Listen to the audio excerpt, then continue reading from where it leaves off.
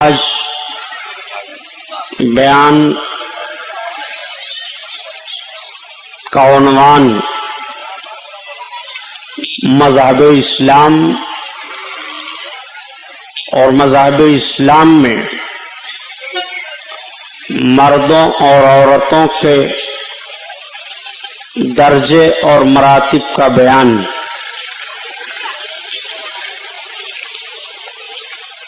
لیکن حسب معمول سب سے پہلے نعت پاک رسول صلی اللہ تعالی علیہ وسلم سے بیان کا آغاز ہو۔ اعلی حضرت عظیم البرکت آیت من آیات اللہ معجزۃ من معجزات رسول اللہ امام احمد رضا خان علیہ الرحمت والرضوان کی مقدس نعت پاک کے چند اشعار عرض کرتا ہوں۔ اعلی حضرت کی نعت کیا ہوتی ہے؟ سیرت رسول صلی اللہ تعالی علیہ وسلم کا کوئی نہ کوئی پہلو ان کی نعت پڑھتے جائیے۔ آقا کریم صلی اللہ تعالی علیہ وسلم کے 63 سالہ مقدس ظاہری زندگی پاک کا کوئی نہ کوئی پہلو آپ کے سامنے آتا جائے گا۔ مولانا ریاض صاحب ناظم اسٹیج اخیر میں ایک نعرہ لگاتے ہیں مسلک اعلی حضرت، آپ کہتے ہو زندہ باد۔ ایک سوال پیدا ہوتا ہے کہ اعلی حضرت کون ہیں؟ یہ کس کو اعلی حضرت کہا جاتا ہے؟ آج سے 50 برس پہلے کہ لوگ ابھی حیات سے ہیں، وہ خود سوچتے ہیں کہ پہلے بھی ہم ایسی محفلوں میں شرکت کرتے تھے، لیکن اعلی حضرت کا نام اتنا نہیں سنتے تھے جتنا اب لیا جاتا ہے۔ ایک مسجد ہو وہاں بھی اعلی حضرت کا نام، محفل ہو وہاں بھی اعلی حضرت کا نام، بے شک شرعی مسائل ہوں اس میں بھی اعلی حضرت کا نام، اقتصادی اور ملکی مسائل ہوں اس میں بھی اعلی حضرت کا نام، پرائمری پاٹھشالاؤں سے لے کر کے یونیورسٹیوں تک اعلی حضرت کا نام، بے شک مکتبوں سے لے کر کے دارالعلوم تک اعلی حضرت کا نام، بے شک مفکر اپنی فکر میں بھی اعلی حضرت کا نام لیتا ہے، بے شک ایک دانشور بھی اعلی حضرت کا نام لیتا ہے، مذہبی ذہن و فکر کے خوگر بھی اعلی حضرت کا ہر دم نام لیتے ہیں۔ بے شک جو اعلی حضرت کے معتقد ہیں، محبت کرنے والے ہیں، وہ بھی نام لیتے ہیں، اور جن کو اعلی حضرت کے نام سے چڑ ہے وہ بھی نام لیتے ہیں۔ یہ کس شخصیت کا نام اعلی حضرت ہے؟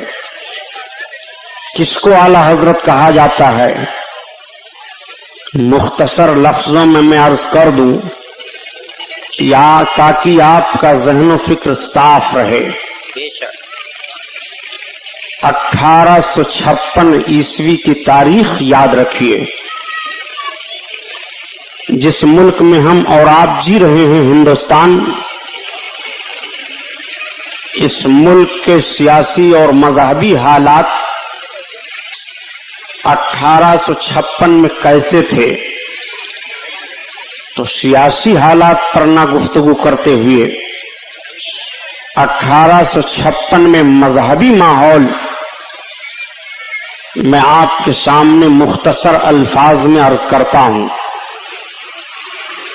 1856 میں اس ہندوستان میں مسلمانوں میں مذہبی حالات ایسے تھے کہ اچھی خاصی تعداد ان کی اس وقت بھی ہندوستان میں تھی. انگریزوں کی حکومت تھی.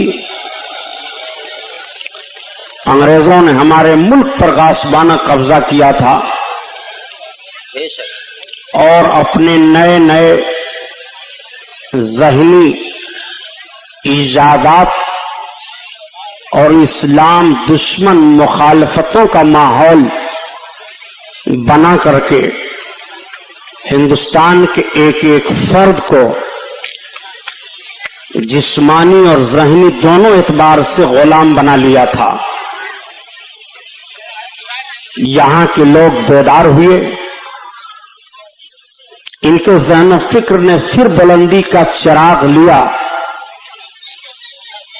اور اپنے وطن کی حفاظت کا ایک پیغام لے کر کے اٹھے. ایک ماحول گرم ہوا اور ہندوستان کی سرزمین سے انگریزوں کا حکمرانی کا ماحول ختم کر کے آزادی کا چراغ جلایا. بے شک بات آ گئی تو میں عرض کر دوں کہ ہندوستان کی آزادی کے تعلق سے صرف 3 دن کے اندر اندر ہندوستان میں 90,000 آدمیوں کا قتل ہوا تھا، اللہ جس میں مسلمانوں کا کیا کردار رہا ہے. تاریخ کے اوراق اٹھا کر کے تو آپ دیکھیں کہ اس ملک کی آزادی کے لیے صرف جماعت اہل سنت کے 27,000 بڑے بڑے علماء شہید ہوئے تھے. اللہ آپ غور فرمائیے کہ سیاسی نزاکت کو دیکھتے ہوئے اپنے جان کی قربانی ہندوستان کی آزادی کے لیے پیش کیا. بے شک مذہبی حالات ہندوستان کی سرزمین پر سب سے پہلے اہل سنت و جماعت میں انتشار پھیلا کر کے اور اس طبقہ کو کئی حصوں میں انگریزوں ہی نے بانٹا. سچ ہے. ویسے تو بہت سارے فرقے اسلامی مخالف میں پیدا ہو چکے تھے. بھارت کی سرزمین پر جب اسلام کے ماننے والے اسلامی ماحول لے کر کے آئے تو شہاب الدین شاہ جہاں تک صرف ہندوستان کی سرزمین پر سنی مسلمان تھے. بے شک محمد بن قاسم لشکر اسلامی لے کر کے سندھ کی وادی میں اترے. اس تاریخ کو لے کر کے حضور سرکار سیدنا غریب نواز رضی اللہ تعالیٰ عنہ اجمیر شریف کی سرزمین پر تشریف فرما ہوئے. بے شک اس تاریخ کو آپ دیکھتے ہوئے چلیں کہ یہاں پر محمد بن قاسم اور ان کے جملہ ساتھیوں کی قربانیاں رہیں. غزنوی دور گزرا، غوری دور گزرا، مغل حکومت ہوئی. 335 برس تک بھارت کی سرزمین پر مغلوں نے حکومت کی. اب آپ مغلوں کے دور میں شہاب الدین شاہ جہاں کا دور لے لیجئے. جب انہوں نے اپنے حرم سرا میں نور جہاں کو اپنا ملکہ بنا کر کے رکھا تو نور جہاں کے دور میں ہندوستان کی سرزمین پر شیعوں کا وجود ہوا. انہوں نے ملکی معاملات میں بھی اثر و رسوخ حاصل کر لیے. حکومت کے نظم و نسق میں بھی ان کو عہدے مل گئے. تاریخ تو بڑی لمبی چوڑی ہے مگر اجمالاً میں آپ کے ذہن میں ڈالتا چلوں کہ شیعوں کا وجود ہندوستان میں ہوا. ہندوستان میں جب انگریز گئے اور انگریزوں کے جانے کے بعد یہ طے پایا کہ یہاں پر مسلمان ہیں تو مسلمانوں نے احتجاج کیا کہ یہاں پر اہل سنت و جماعت ہیں. شیعوں نے احتجاج کیا کہ مسلمان ہم ہیں. حکومت चूंकि मुश्तरका यहां पर कायम की गई थी, तो सारे लोगों ने मिल करके बनाम इस्लाम यहां दो जमातों को तस्लीम किया, शिया और सुन्नी।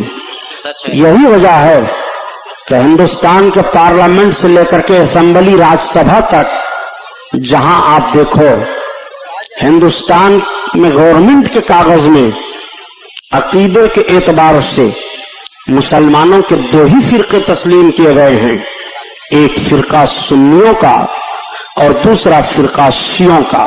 सच है। शियों की मस्जिदें अलग कर दी गईं, उनके औकाफ अलग कर दिए गए, उनका वक्फ बोर्ड अलग कर दिया गया, सुन्नियों का वक्फ बोर्ड अलग कर दिया गया, सुन्नियों की मस्जिदें अलग कर दी गईं। सुन्नियों के आपसी मसाइल सुन्नियों के वक्फ बोर्ड में हल होते थे और शियों के मसाइल उनके वक्फ बोर्ड में जाते थे। अगर सुन्नी हुकूमत हिंद से अपना मुतालबा करता अपने मजहबी मामलात का, तो अपने वक्फ बोर्ड से करता, बेशक। और शिया अगर करते तो अपने वक्फ बोर्ड से करते।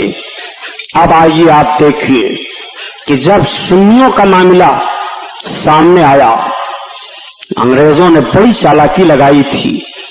अपने जहन फिक्र की बुनियाद पर उन्होंने ये अंदाजा लगा लिया था कि हिंदुस्तान का मुसलमान मुकद्दस जमात, इनमें जो वलियों की मानी जा रही है और उलमा की तस्लीम की जा रही है, ये उनके बेहद एहतराम करने वाले हैं और उनकी बातों पर ये हर वक्त लब्बैक कहने वाले हैं।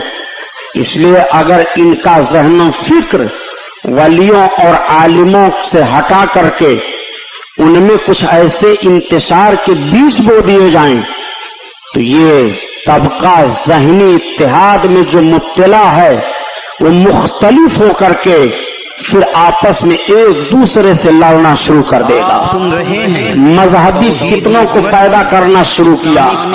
सबसे पहला हिंदुस्तान की सरजमीन पर जो फितना पैदा हुआ वो ये था कि खुदा झूठ बोल सकता है माज़अल्लाह, लेकिन बोलेगा नहीं। ये बात किताब में लिखी गई, इंतशार हुआ। दूसरा फितना सामने आया कि रसूलुल्लाह सल्लल्लाहु तआला अलैहि वसल्लम को दीवार के पीछे का इल्म नहीं है। ये बात भी किताब में लिखी गई, इंतशार हो गया। तीसरा फितना सामने आया कि रसूलुल्लाह का इल्म ज्यादा है कि शैतान और मलकल मौत का इल्म ज्यादा है। शैतान और मलकल मौत के इल्म की ज्यादती का सबूत कुरान से है और रसूलुल्लाह के इल्म की ज्यादती का सबूत कुरान से नहीं है। इंतशार हो गया। एक फितने ने और जन्म ले लिया कि मोहम्मदुर रसूलुल्लाह के बाद अगर किसी और को नबी मान लिया जाए तो उनके आखिरी नबी होने में कोई फर्क नहीं आएगा।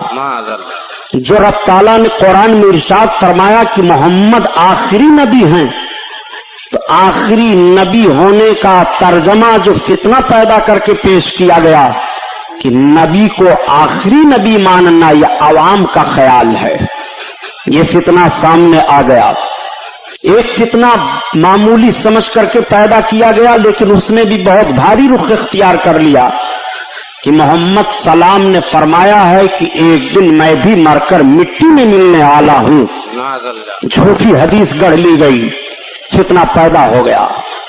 नबी कौनैन सल्लल्लाहु तआला अलैहि वसल्लम के ताल्लुक से यह फितना पैदा किया गया कि बसा औकात उम्मती अमल में नबी से बढ़ सकता है। फितना पैदा हो गया। फितना यह पैदा किया गया कि नबी की ताजीम कैसी करनी चाहिए। लिख दिया गया किताब में कि अपने बड़े भाई की सी ताजीम की जाए, सो उसमें भी कमी की जाए। फितना पैदा हुआ, नबी को अख्तियार भी है, तो किताब में फितना आ गया कि जिसका नाम मोहम्मद या अली है उसे किसी चीज का इख्तियार नहीं है। फितना पैदा हो गया। फितना यहां तक पैदा हुआ कि अंबियाए किराम और औलियाए किराम की करामतों, उनके मोजज़ात को शोधाबाजी और जादू से तशबीह दे करके जादू कह दिया गया। यहां तक फितना पैदा हुआ کہ اگر یا رسول اللہ کہہ کر کے تم یہ عقیدہ رکھتے ہو کہ نبی ہماری آواز سنتے ہیں، ہم مصیبت میں اپنے نبی کو پکاریں اور ہماری مصیبت میں کام آ سکتے ہیں، تو اسلام کے دائرے میں نہیں رہ جاؤ گے، مشرک ہو جاؤ گے۔ معاذ اللہ۔ یہ ایک فتنہ یہ بھی پیدا کر دیا گیا کہ نبیوں اور ولیوں کی قبروں کو مٹی کا ڈھیر کہا گیا۔ معاذ اللہ۔ ایک فتنہ یہ بھی سامنے لایا گیا کہ اجمیر شریف کی طرف غریب نواز کے روضہ پر زیارت کی نیت سے سفر کرنا یہ زنا سے بھی بدتر ہے۔ معاذ اللہ۔ یہ بھی فتنہ سامنے پیدا کر دیا گیا کہ رسول کائنات صلی اللہ علیہ وسلم پر کثرت سے درود پڑھنا بدعت ہے۔ معاذ اللہ۔ یہ بھی فتنہ پیدا ہوا کہ نبی کونین کو غیب کی باتیں معلوم ہیں کہ نہیں۔ ذہن نے یہ فتنہ پیدا کیا کہ کل باتیں غیب کی نبی کو نہیں معلوم ہیں، بعض باتیں اگر وہ غیب کی جانتے ہی ہیں تو اس میں ان کی کوئی تخصیص نہیں ہے۔ جیسا غیب کی باتیں نبی بعض باتیں جانتے ہیں، ایسا بعض باتیں تو غیب کی کبھی پاگل بھی بتا دیتا ہے، کبھی جانور بھی بتا دیتا ہے، کبھی درندے بھی اس طرح کے اشارے کر دیے کرتے ہیں، بچوں کو بھی اس طرح کا علم حاصل ہے۔ یہ فتنہ پیدا ہوا۔ اب میں آپ سے پوچھنا چاہتا ہوں، کیا اس فتنے کی تاریخ آپ کے ذہن میں نہیں ہے کہ جب دہلی کے جامع مسجد کے منبر پر ایک طرف قرآن کو رکھا گیا تھا اور دوسری جانب گیتا کتاب کو رکھا گیا تھا اور یہ ذہن و فکر دینے کی کوشش کی گئی تھی کہ قرآن حق ہے، الحمدللہ حق ہے، مگر گیتا کتاب بھی حق ہے معاذ اللہ۔ معاذ اللہ۔ اسی دہلی کے جامع مسجد کے منبر پر ہندوستان کے ایک لیڈر کو لے جا کر کے تقریر کروائی گئی تھی اور یہ کہا گیا تھا کہ اگر نبوت کا دروازہ بند نہ ہوا ہوتا تو معاذ اللہ ہم گاندھی کو نبی مان لیتے۔ معاذ اللہ۔ ان فتنوں کو آپ سامنے رکھیں اور یہ بھی ہم سے پوچھ سکتے ہیں کہ غلام محی الدین سبحانی، تم نے ان فتنوں کو کتابوں کے حوالے سے بتایا ہے، مگر ان فتنوں کو پیدا کس نے کیا تھا؟ کیا کسی تاجر نے ان فتنوں کو پیدا کیا تھا؟ کیا کہنے؟ کیا عام طور سے روڈوں پر چلنے والوں نے ان فتنوں کو پیدا کیا تھا؟ ان فتنوں کے پیدا کرنے والے اپنے وقت کے حکیم الامت کہلاتے تھے۔ بہت خوب۔ ان فتنوں کو پیدا کرنے والے اپنے وقت کے عالم ربانی کہے جاتے تھے۔ بہت خوب۔ ان فتنوں کو پیدا کرنے والے لوگ اپنے وقت میں قاسم العلوم والخیرات کہے جاتے تھے۔ ان لوگوں نے انگریزوں کے ہاتھ پر ہندوستان کے مسلمانوں کی آبرو کا سودا کیا تھا، ایمان کا، اور دن کے سفید اجالے میں مسلمانوں کے ایمان پر ڈاکہ ڈالا تھا اپنی دنیا بنانے کے لیے، اور اس طرح سے مسلمانوں میں انتشار پیدا کیا تھا۔ میں تاریخ کا حوالہ سامنے رکھ رہا ہوں، جارحانہ باتیں میری نہیں ہیں، میں ذہن و فکر دینا چاہتا ہوں کہ مسلمانوں تم اپنے گزرے ہوئے زمانے میں کس طرح تھے اور موجودہ حالات آپ کے کس طرح سے ہو گئے ہیں۔ یہی فتنہ تو پیدا کیا گیا تھا کہ محرم میں شہادت حسین کو بیان کرنا بدعت ہے، امام حسین کو باغی قرار دیا گیا تھا معاذ اللہ، اور یہ کہا گیا تھا کہ ملوکت اسلامیہ کا معاملہ تھا، یزید خلیفہ برحق تھا، حسین کو بغاوت نہیں کرنی چاہیے، ایسی بھی باتیں سامنے آئی تھی۔ نبی کونین صلی اللہ تعالی علیہ وسلم کے نواسے کے نام پر سبیل اگر لگا دے، کوئی صدقہ خیرات کر دے، تو اس کو بہت برا کہا گیا تھا اور مشرکوں کے پانی اور ان کے جل سے تشبیہ دی گئی تھی۔ یہ فتنے بھی سامنے آئے تھے۔ ان فتنوں کو پیدا کرنے والے اپنی اپنی درسگاہوں کے بڑے بڑے مفتی کہلاتے تھے۔ آپ کہو گے سبحانی صاحب، یہ فتنے جب پیدا ہوئے تو مسلمانوں کا حال کیا ہوا؟ سب سے پہلے جس کتاب کی بنیاد پر بھارت کی سرزمین پر فتنہ پیدا ہوا وہ اردو میں ایک کتاب ہے جس کا نام تقویت الایمان ہے۔ تقویت الایمان جب لکھی گئی اور لکھنے والے مولوی اسماعیل دہلوی ہیں، انہوں نے جب لکھا تو کتاب چھاپی پہلے کہاں سے گئی ہے یہ بھی تاریخ آپ کے سامنے رکھوں۔ کلکتہ میں انگریزوں نے جو فورٹ ولیم کالج قائم کیا تھا، یعنی ایسٹ انڈیا کمپنی، اس کے پیسے سے سب سے پہلے بھارت کی سرزمین پر اردو زبان میں تقویت الایمان کتاب چھاپی گئی، اور اس کتاب کو جب مولوی اسماعیل دہلوی نے لکھا تھا تو اپنے لوگوں کو بلا کر کے کہا کہ اس کتاب کو میں لکھا ہوں، اس میں بعض باتیں سخت آ گئی ہیں، کیا مشورہ دیتے ہو؟ تو کچھ لوگوں نے تو مشورہ دیا کہ وہ باتیں نکال دی جائیں، मगर कुछ लोगों ने कहा नहीं, वो बातें रखी जाएं, उसी तरह से छाप दी जाएं। तो ये हुआ कि अगर ये किताब छाप दी गई तो मुसलमानों में इंतशार पैदा हो जाएगा। तो ये तय हुआ कि इंतशार तो पैदा हो जाएगा, लेकिन मुसलमान खुद आपस में लड़ भिड़ करके ठीक हो जाएंगे, यह भी बात किताब में लिखी है। मैं आपसे पूछना चाहता हूं कि मुसलमान जब उस वक्त से लड़े तो क्या आज तक ठीक हुए हैं? क्या मुसलमानों में उस वक्त से जो इंतशार पैदा हुआ आज तक ठीक हुए हैं? नहीं ठीक हुए। ऐसे फितने पैदा कर दिए गए थे। आप इल्जाम लगाते हो कि हिंदुस्तान की सरजमीन पर कलमा पढ़ने वाले मुसलमानों को इमाम अहमद रजा खान बरेलवी ने काफिर कह दिया है। प्यारे, जब इन फितनों ने जन्म लिया था तो बरेली की सरजमीन पर इमाम अहमद रजा खान की पैदाइश भी नहीं हुई थी।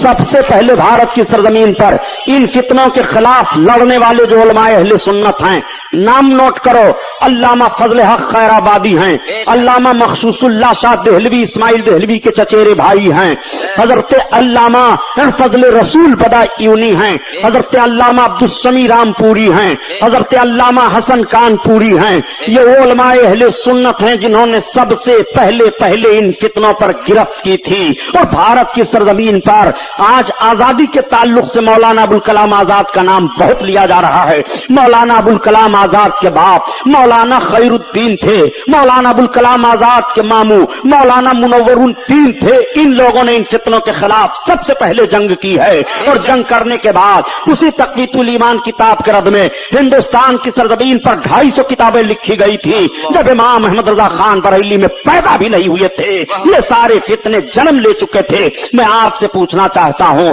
अगर इन फितनों में से कोई कलमा पढ़ने वाला मुसलमान किसी फितने का शिकार हो जाए तो फैसला आप दो, क्या वो मुसलमान रह जाएगा? क्या उसका ईमान सलामत रहेगा? क्या वो इस्लाम के दायरे में माना जाएगा? कलमा पढ़ते हुए भी इस्लाम से खारिज नजर आएगा। अगर इन फितनों में से किसी फितने को उसने सही समझ लिया, वो नबी कौनैन के कानून पर और जाहिरी शरई वसूलों पर अमल करते हुए भी नबी कौनैन की मोहब्बत से बहुत दूर रहेगा। और जो नबी की मोहब्बत से दूर हो जाए, इन फितनों में फंस जाए, उसका ईमान सलामत नहीं रहेगा। बेशक। आओ देखो आला हजरत कौन है, बात यह मैं बता रहा था। तारीख आ गई ज़िम्नन तो मैंने अर्ज कर दिया। 1856 ईस्वी में बरेली की सरजमीन पर एक पठान घराने में एक बच्चे की पैदाइश हुई। 13 बरस के बाद वो पढ़ करके आलिम दीन बने। एक इल्जाम लगाया जाता है और बड़ी आसानी से कह दिया करते हैं कि मौलाना अहमद रजा खान और उनके दौर के जिन मौलवियों से उनके कुफरियात पर उनका इख्तिलाफ हुआ है वो सब एक मदरसे में पढ़े थे। इतना बड़ा झूठ माज़अल्लाह रब्बिल आलमीन। आला हजरत अजीमुल बरकत ने अपने वालिद से पढ़ा था। उनके वालिद उस वक्त खातमुल मुहक्किकीन के लक़ब से पुकारे जाते थे, हजरत अल्लामा नकी अली खान रहमतुल्लाह ताला अलैह। आला हजरत के दादा हजरत अल्लामा रजा अली खान रहमतुल्लाह ताला अलैह थे, जिन्होंने अंग्रेजों से तलवार की जंग की थी और बरेली की सरजमीन पर 200 अंग्रेज मारे गए थे। हजरत अल्लामा रजा अली खान रहमतुल्लाह ताला अलैह की क़यादत में बरेली के मुजाहिदीन ने जो अंग्रेजों से जंग की थी। सुभान अल्लाह। आला हजरत अजीमुल बरकत 13 बरस के बाद पढ़ करके आलिम दीन हुए। उनके वालिद गिरामी ने उनके हाथ में कलम दे दिया, फतवा लिखना आप शुरू करते हैं। शरीयत के ताल्लुक से जितने फतावे आते आला हजरत लिखते जाते। और फतावे कैसे कैसे आ रहे थे? इन्हीं तमाम फितनों के ताल्लुक से आ रहे थे। इमाम अहमद रजा खान ने लिखना शुरू किया, और जब लिखना शुरू किया और उस वक्त उनके कलम को लोगों ने देखा तो कह दिया कि किल के रजा है खंजरे खूखार बर्कबार, आदा से कह दो खैर मनाए न शर करें। और ये रजा के नेजे की मार है कि आदू के सीना में गार है, किसे चारा जोई कवार है, ये वार वार से पार है। आला हजरत अजीमुल बरकत जब लिखते रहे और उस वक्त के उलमा ने देखा तो पुकार करके कह दिया कि 14वीं सदी का मुजद्दिद आजम है ये, 14वीं सदी का अजीम शान इंसान है ये, 14वीं सदी का मुजाहिद जलील है ये, 14वीं सदी का मुफक्किर है ये, 14वीं सदी का अजीम मुहद्दिस है, 14वीं सदी का इमाम आजम अबू हनीफा है। इस बात को डॉक्टर इकबाल ने कहा कि अगर इमाम आजम अबू हनीफा होते तो इमाम अहमद रजा खान के फतवों को देख करके वो इनको अपने शागिर्दों में शामिल कर लेते। अल्हम्दुलिल्लाह वो इमाम अहमद रजा खान अलैहि रहमत और रिजवान का कलम था। आला हजरत अजीमुल बरकत ने इन सारे फितनों का जवाब दिया और ऐसा जवाब दिया कि हर हर फितने के ताबूत पर आखिरी कील ठोक दिया। बहुत हर हर फितने के चेहरे पर कालिक लग गई। हिंदुस्तान का मुसलमान अपने आप को अकीदे की तौर पर महफूज होने लगा। बड़ी अकीदत और मोहब्बत हो गई। उलमा ने कह दिया तुम हजरत ही नहीं हो अहमद रजा, तुम आला हजरत हो। सुभान अल्लाह। जितने हजरत उस वक्त थे सारे हजरतों में सबसे आला हो, उस वक्त से आला हजरत कहा जाने लगा। आला हजरत अजीमुल बरकत के इस मुजाहिदाना किरदार को देखने के बाद हिंदुस्तान के गोशा गोशा से लोग पुकार उठे कि डाल दी कल्बों में अज़मत मुस्तफा, सुभान अल्लाह। डाल दी कल्बों में अज़मत मुस्तफा, सैयदी आला हज़रत पे लाखों सलाम, लाखों सलाम। अल्लाह सुभान अल्लाह अल्लाह, ये हैं आला हजरत। आला हजरत को सिर्फ 2 जुमलों में और अर्ज कर दूं, आला हजरत को आला हजरत कहा जाता है, एक एतराज ये होता है, और सरकार को सिर्फ आ हजरत कहा जाता है। तो हमारी जमात के मौलवी नहीं हैं। उन्हीं लोगों में से एक मौलाना कौसर नियाजी हैं। मौलाना कौसर नियाजी बयान करते हैं कि जब बंटवारे के बाद हिंदुस्तान से पाकिस्तान का वजूद आया और पाकिस्तान में उमूर मजहबिया का सबसे पहले सदर मुझको बनाया गया, तो मैं ये समझता था कि इस्लामियात पर मालूमात रखने वाला मुझ जैसा कोई नहीं है। मौलाना कौसर मौजूद थी इस्लामियात पर, और मैंने इतनी किताबें पढ़ लिया था इस्लामियात पर कि जिंदगी में जितने रोटी के टुकड़े तोड़ कर नहीं खाए हैं उतनी किताबों को मैंने पढ़ा था। लेकिन जब मैंने मौलाना इमाम अहमद रजा खान की किताब फतावा रज़विया को पढ़ना शुरू किया तो मुझको ऐसा लगा कि मैं इल्म के समुंदर के किनारे खड़े होकर के अभी सीपियां चुन रहा हूँ। वो आला हजरत के फिक़ह की किताब फतावा रज़विया है। यही मौलाना कौसर नियाज़ी कहते हैं कि जब आ हजरत का लफ्ज बोला जाता है उर्दू जबान में तो उससे इमामुल अंबिया नबी करीम की जाते गिरामी समझी जाती है, और जब आला हजरत का लफ्ज बोला जाता है तो उससे इमामुल अंबिया के एक आशिक इमाम अहमद रजा खान की जात समझी जाती है। यही मौलाना कौसर नियाज़ी बयान करते हैं कि जब इल्जाम लगाया जाता है कि मौलाना इमाम अहमद रजा खान ने बिदातों को फरोग दिया है तो बड़ा ताज्जुब होता है। हम तो देख रहे हैं कि मौलाना इमाम अहमद रजा खान ने अपने तमाम हम असर उलमा में सबसे ज्यादा बिदातों को खत्म किया है और सबसे ज्यादा बिदातों के खिलाफ लिखा है। जब इमाम अहमद रजा खान से पूछा गया कि कब्रों पर चादरें डालनी कैसी हैं तो आप तहरीर फरमाते हैं कि अल्लाह के वली के मजार पर इजहार अजमत के लिए एक चादर डाल देनी काफी है, बकिया मनो चादरें डालने से कोई फायदा नहीं, उसकी कीमत फकीर और गरीबों में तकसीम कर दी जाए। आला हजरत से जब सवाल होता है कि मज़ारात पर औरतों का जाना कैसा है तो आला हजरत तहरीर फरमाते हैं कि तुम औरतों का जाना मज़ारात पर पूछ रहे हो, ये नहीं पूछते हो कि कोई औरत जब किसी मज़ार पर जाने के लिए अपने घर से कदम निकालती है तो अल्लाह और फरिश्तों की लानत उस पर होती है, और जिस कब्र पर वो जाती है कब्र वाले की रूह उस पर लानत भेजती है। ये इमाम अहमद रजा खान ने लिखा है। और जब इमाम अहमद रजा खान से सवाल किया गया कि बताओ कव्वाली के ताल्लुक से आपका क्या ख्याल है तो आप तहरीर फरमाते हैं कि मज़ामीर के साथ कव्वाली हराम है, हराम है, हराम है। जब इमाम अहमद रजा खान से ताजियादारी के ताल्लुक से सवाल हुआ तो आप तहरीर फरमाते हैं कि मुरव्वजा ताजियादारी हराम है, हराम है, हराम है। जब इमाम अहमद रजा खान से मज़ारात पर चिरागा करने के ताल्लुक से सवाल हुआ तो आप तहरीर फरमाते हैं कि किसी अल्लाह वाले के मज़ार मजार पर अगर वहां लोग गुजरते हैं और जाते हैं या रास्ता है तो चिराग रोशन किया जा सकता है, वरना चिराग जलाने से, माल जाया करने से कोई फायदा नहीं है। जब इमाम अहमद रजा खान से अगरबत्ती सुलगाने के ताल्लुक से कब्रों के पास सवाल होता है तो आप फरमाते हैं कि अगर वहां लोग फायदा उठाने के लिए हैं तो किसी भी साहिब मजार के मजार से 3 हाथ के फासले पर खुशबू की जाए, वरना माल जाया करने से कोई फायदा नहीं है। इमाम अहमद रजा खान से जब सवाल होता है कि महफिल मीलाद शरीफ का करना क्या है तो आप तहरीर फरमाते हैं कि सही रवायात के साथ आका के अजमतों को बयान करना बाइस बरकत है। जब इमाम अहमद रजा खान से सवाल किया जाता है तो इन सारे सवालों का वो जवाब देते हैं। मैं आपसे पूछना चाहता हूं, इमाम अहमद रजा खान ने बिदातों को खत्म किया है कि बिदातों को रूज दिया है? इमाम अहमद रजा खान तो इस दुनिया में आए भी नहीं थे, उससे पहले बुजुर्गों के रोजे पाए जा रहे हैं, उससे पहले उर्स हो रहे हैं, उससे पहले उनके कब्रों पर लोग हाजिरी दे रहे हैं। इल्जाम इमाम अहमद रजा खान पर लगाया जा रहा है। इमाम अहमद रजा खान ने तुम्हारे कुफ्र को वाज़ेह कर दिया और मुसलमानों को मतनब्बेह कर दिया कि ईमान लूटने वाली जमात यही है। यही बुनियादी वजह है कि आज तुम चल रहे हो तो आला हजरत को गाली दे रहे हो, अपनी मस्जिदों में आला हजरत को गाली दे रहे हो, अपनी महफिलों में आला हजरत को गाली दे रहे हो। आला हजरत अजीमुल बरकत के ताल्लुक से यही मौलाना कौसर नियाज़ी बयान करते हैं कि इमाम अहमद रजा खान की बख्शिश के लिए उनकी रब की बारगाह में जो उन्होंने रब के महबूब के ताल्लुक से सलाम का एक शेर कहा है वही काफी है। वो सलाम का एक शेर ये है कि काश महशर में जब उनकी आमद हो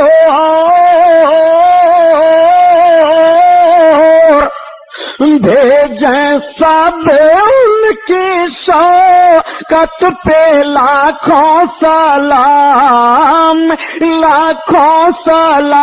नारे तकबीर, नारे रिसालत, अल्लामा सुबहानी साहब किबला, मसलके आला हजरत, सुभान अल्लाह। यही मौलाना कौसर नियाज़ी बयान करते हैं कि हम लोग अपने उस्ताद मुफ्ती शफी देवबंदी के पास बैठे हुए थे तो मुफ्ती शफी ने बताया कि जब वो कहते हैं कि हम लोग मौलाना अशरफ अली थानवी के पास थे तो जब बरेली शरीफ में इमाम अहमद रजा खान का विसाल हुआ और मौलाना अशरफ अली थानवी को इत्तला मिली तो वो अपने दोनों हाथों को मगफरत के लिए उठा देते हैं, दुआए मगफरत करते हैं।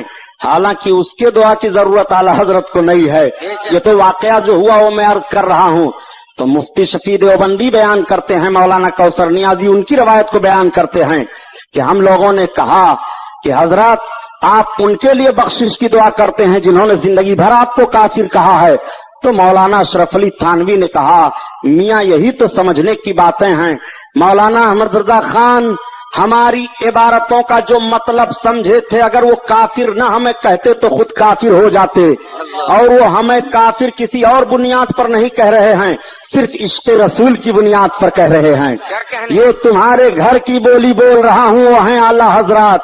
आला हजरत अपने आका की नात कहते हैं और इतनी अच्छी नात कहते हैं कि आला हजरत की नात सुनो तो ईमान ताजा हो जाए, इश्क़ रसूल जोश मारने लगे, एक मर्दे मोमिन की निगाहें बरसने लगती हैं, आंखें गबगबा जाती हैं अजमत रिसालत को सुन करके।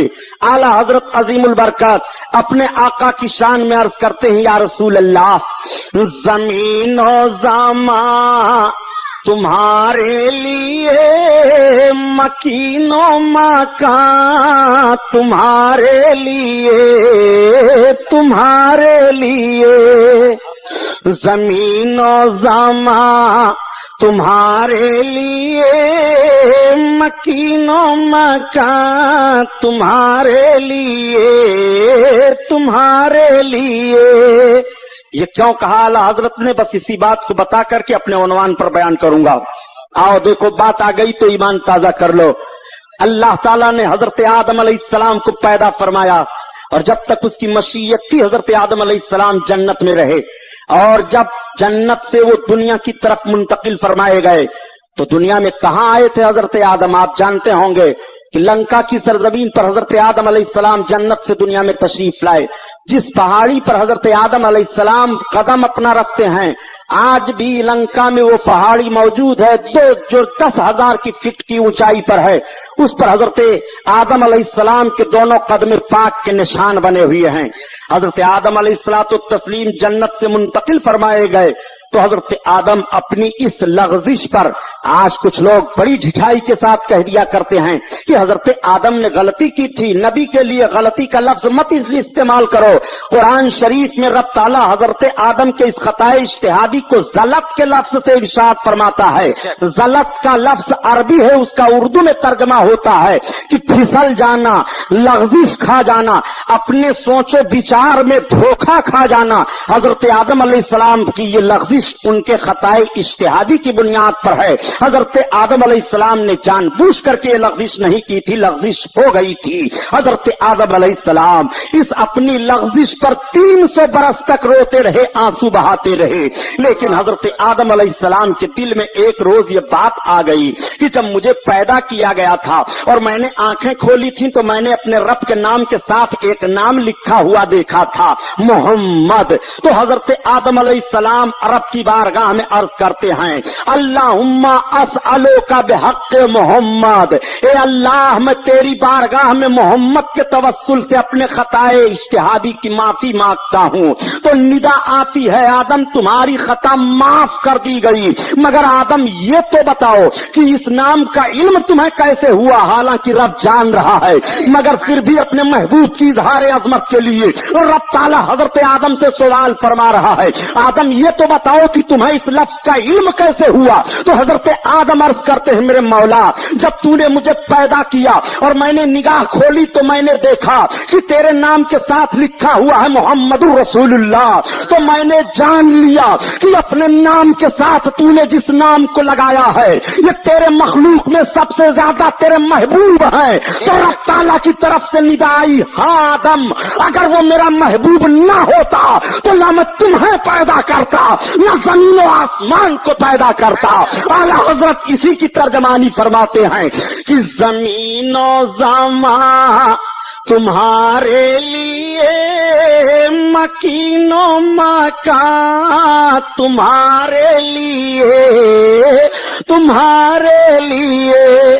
और या रसूल अल्लाह चुनी वो चुना तुम्हारे लिए, बने दो जहां तुम्हारे लिए, हम आए यहाँ तुम्हारे लिए, उठे भी वहाँ तुम्हारे लिए, तुम्हारे लिए। ज़मीन और ज़मा तुम्हारे लिए, मकीनो मकान तुम्हारे लिए, तुम्हारे लिए। और एक शेर और सुन लो प्यारे, ईमान ताजा हो जाए। बात समझ में आ रही है ना? वरना आप सोचो कि सुभानी साहब करबला का बयान नहीं कर रहे हैं, कल से इंशाअल्लाह वही बयान शुरू होगा। और सारा झगड़ा समझने का है। समझ से इस तरह लड़ते हैं बेचारे कि सारा इख्तिलाफ समझने का। अपनी समझ को दुरुस्त रखो। देखो आला हजरत की नात, खलीलो नजी मसीहो सफी, सभी से कहीं ना बनी। खलील लक़ब है हजरत इब्राहिम का, और सरफी लक़ब है हजरत आदम का, और नजी लक़ब है हजरत नूह का, और मसीह लक़ब है हजरत ईसा मसीह का। आला हजरत अजीमुल बरकत एक वाक़े की तरफ, एक होने वाले वाक़े की तरफ इशारा फरमाते हैं कि जब क़यामत का मैदान होगा तो उसको अर्ज करूंगा तो बहुत लंबा बयान होगा, बहुत आप सुने होंगे, कैसेटें भी तैयार हैं, उसमें आप सुनते रहते हैं। आकाए करीम सल्लल्लाहु अलैहि वसल्लम की अजमत देखिए। क़यामत का मैदान होगा, क़यामत के मैदान में सारे लोग मददगार तलाशेंगे। आज अगर आप कह दो या रसूल अल्लाह आगिसनी, मेरे आका मेरी मदद करो, तो जबान रोक ली जाती है, तुम बिदाती हो, शिर्क कर दिए हो। ऐसा जुमला मत जबान से निकालो, सिर्फ अल्लाह को पुकारो। आओ जरा कयामत का नक्शा सामने रख लो। قیامت کے میدان میں سارے لوگ مددگار تلاشیں گے. قیامت کے میدان میں سب یہی اگر کہیں یا اللہ ہمیں نجات دے دے, یا اللہ ہمیں نجات دے دے, تو نجات پا جائیں گے قیامت کے دن. سارے لوگ مددگار تلاشیں گے کہ رب کی بارگاہ میں اپنے لیے کسی کو وسیلہ بناؤ اور رب سے مدد مانگو. تو سب تلاشیں گے, حضرت آدم کے پاس جائیں گے. آپ کے ہم سب اولاد ہیں, آپ ابو البشر ہو. اے حضرت آدم علیہ السلام, ہم سب آپ کی اولادیں ہیں. ہماری حالت کو دیکھو, ہماری زبانیں پیاس سے باہر نکل آئی ہیں, ہم پسینے میں شرابور ہیں. رب کی بارگاہ میں ہماری فریاد کو پہنچ جاؤ, رب سے ہمیں نجات دلا دو. تو حضرت آدم فرمائیں گے اذهبوا الی غیری, میرے علاوہ کہیں اور جاؤ. چلو نفسی نفسی, آج تو میں خود اپنے میں ہوں. اب سب لوگ حضرت ابراہیم خلیل اللہ کی بارگاہ میں آئیں گے, عرض کریں گے حضور ہماری پریشانی کو آپ دیکھو, ہم کس طرح پریشان ہیں, رب کی بارگاہ میں ہماری مدد کر دو, ہمیں رب سے نجات دلا دو. تو حضرت ابراہیم ارشاد فرمائیں گے اذهبوا الی غیری, میرے علاوہ چلو کہیں چلو اور. اب سارے لوگ حضرت نوح پیغمبر کی بارگاہ میں آئیں گے اور آپ سے عرض کریں گے حضور آپ آدم ثانی ہو, آپ کا لقب نجی ہے, میرے آقا آپ ہمارے اوپر کرم فرما دو, آج رب کی بارگاہ میں ہمیں نجات دلا دو. یہ جو ہم سب پر مصیبت ہے, قیامت کی پریشانیاں ہیں, اس سے ہم نجات پا جائیں. تو حضرت نوح بھی یہی فرمائیں گے میرے علاوہ کہیں اور جاؤ. اب سارے لوگ حضرت عیسیٰ پیغمبر علیہ السلام کی بارگاہ میں آئیں گے.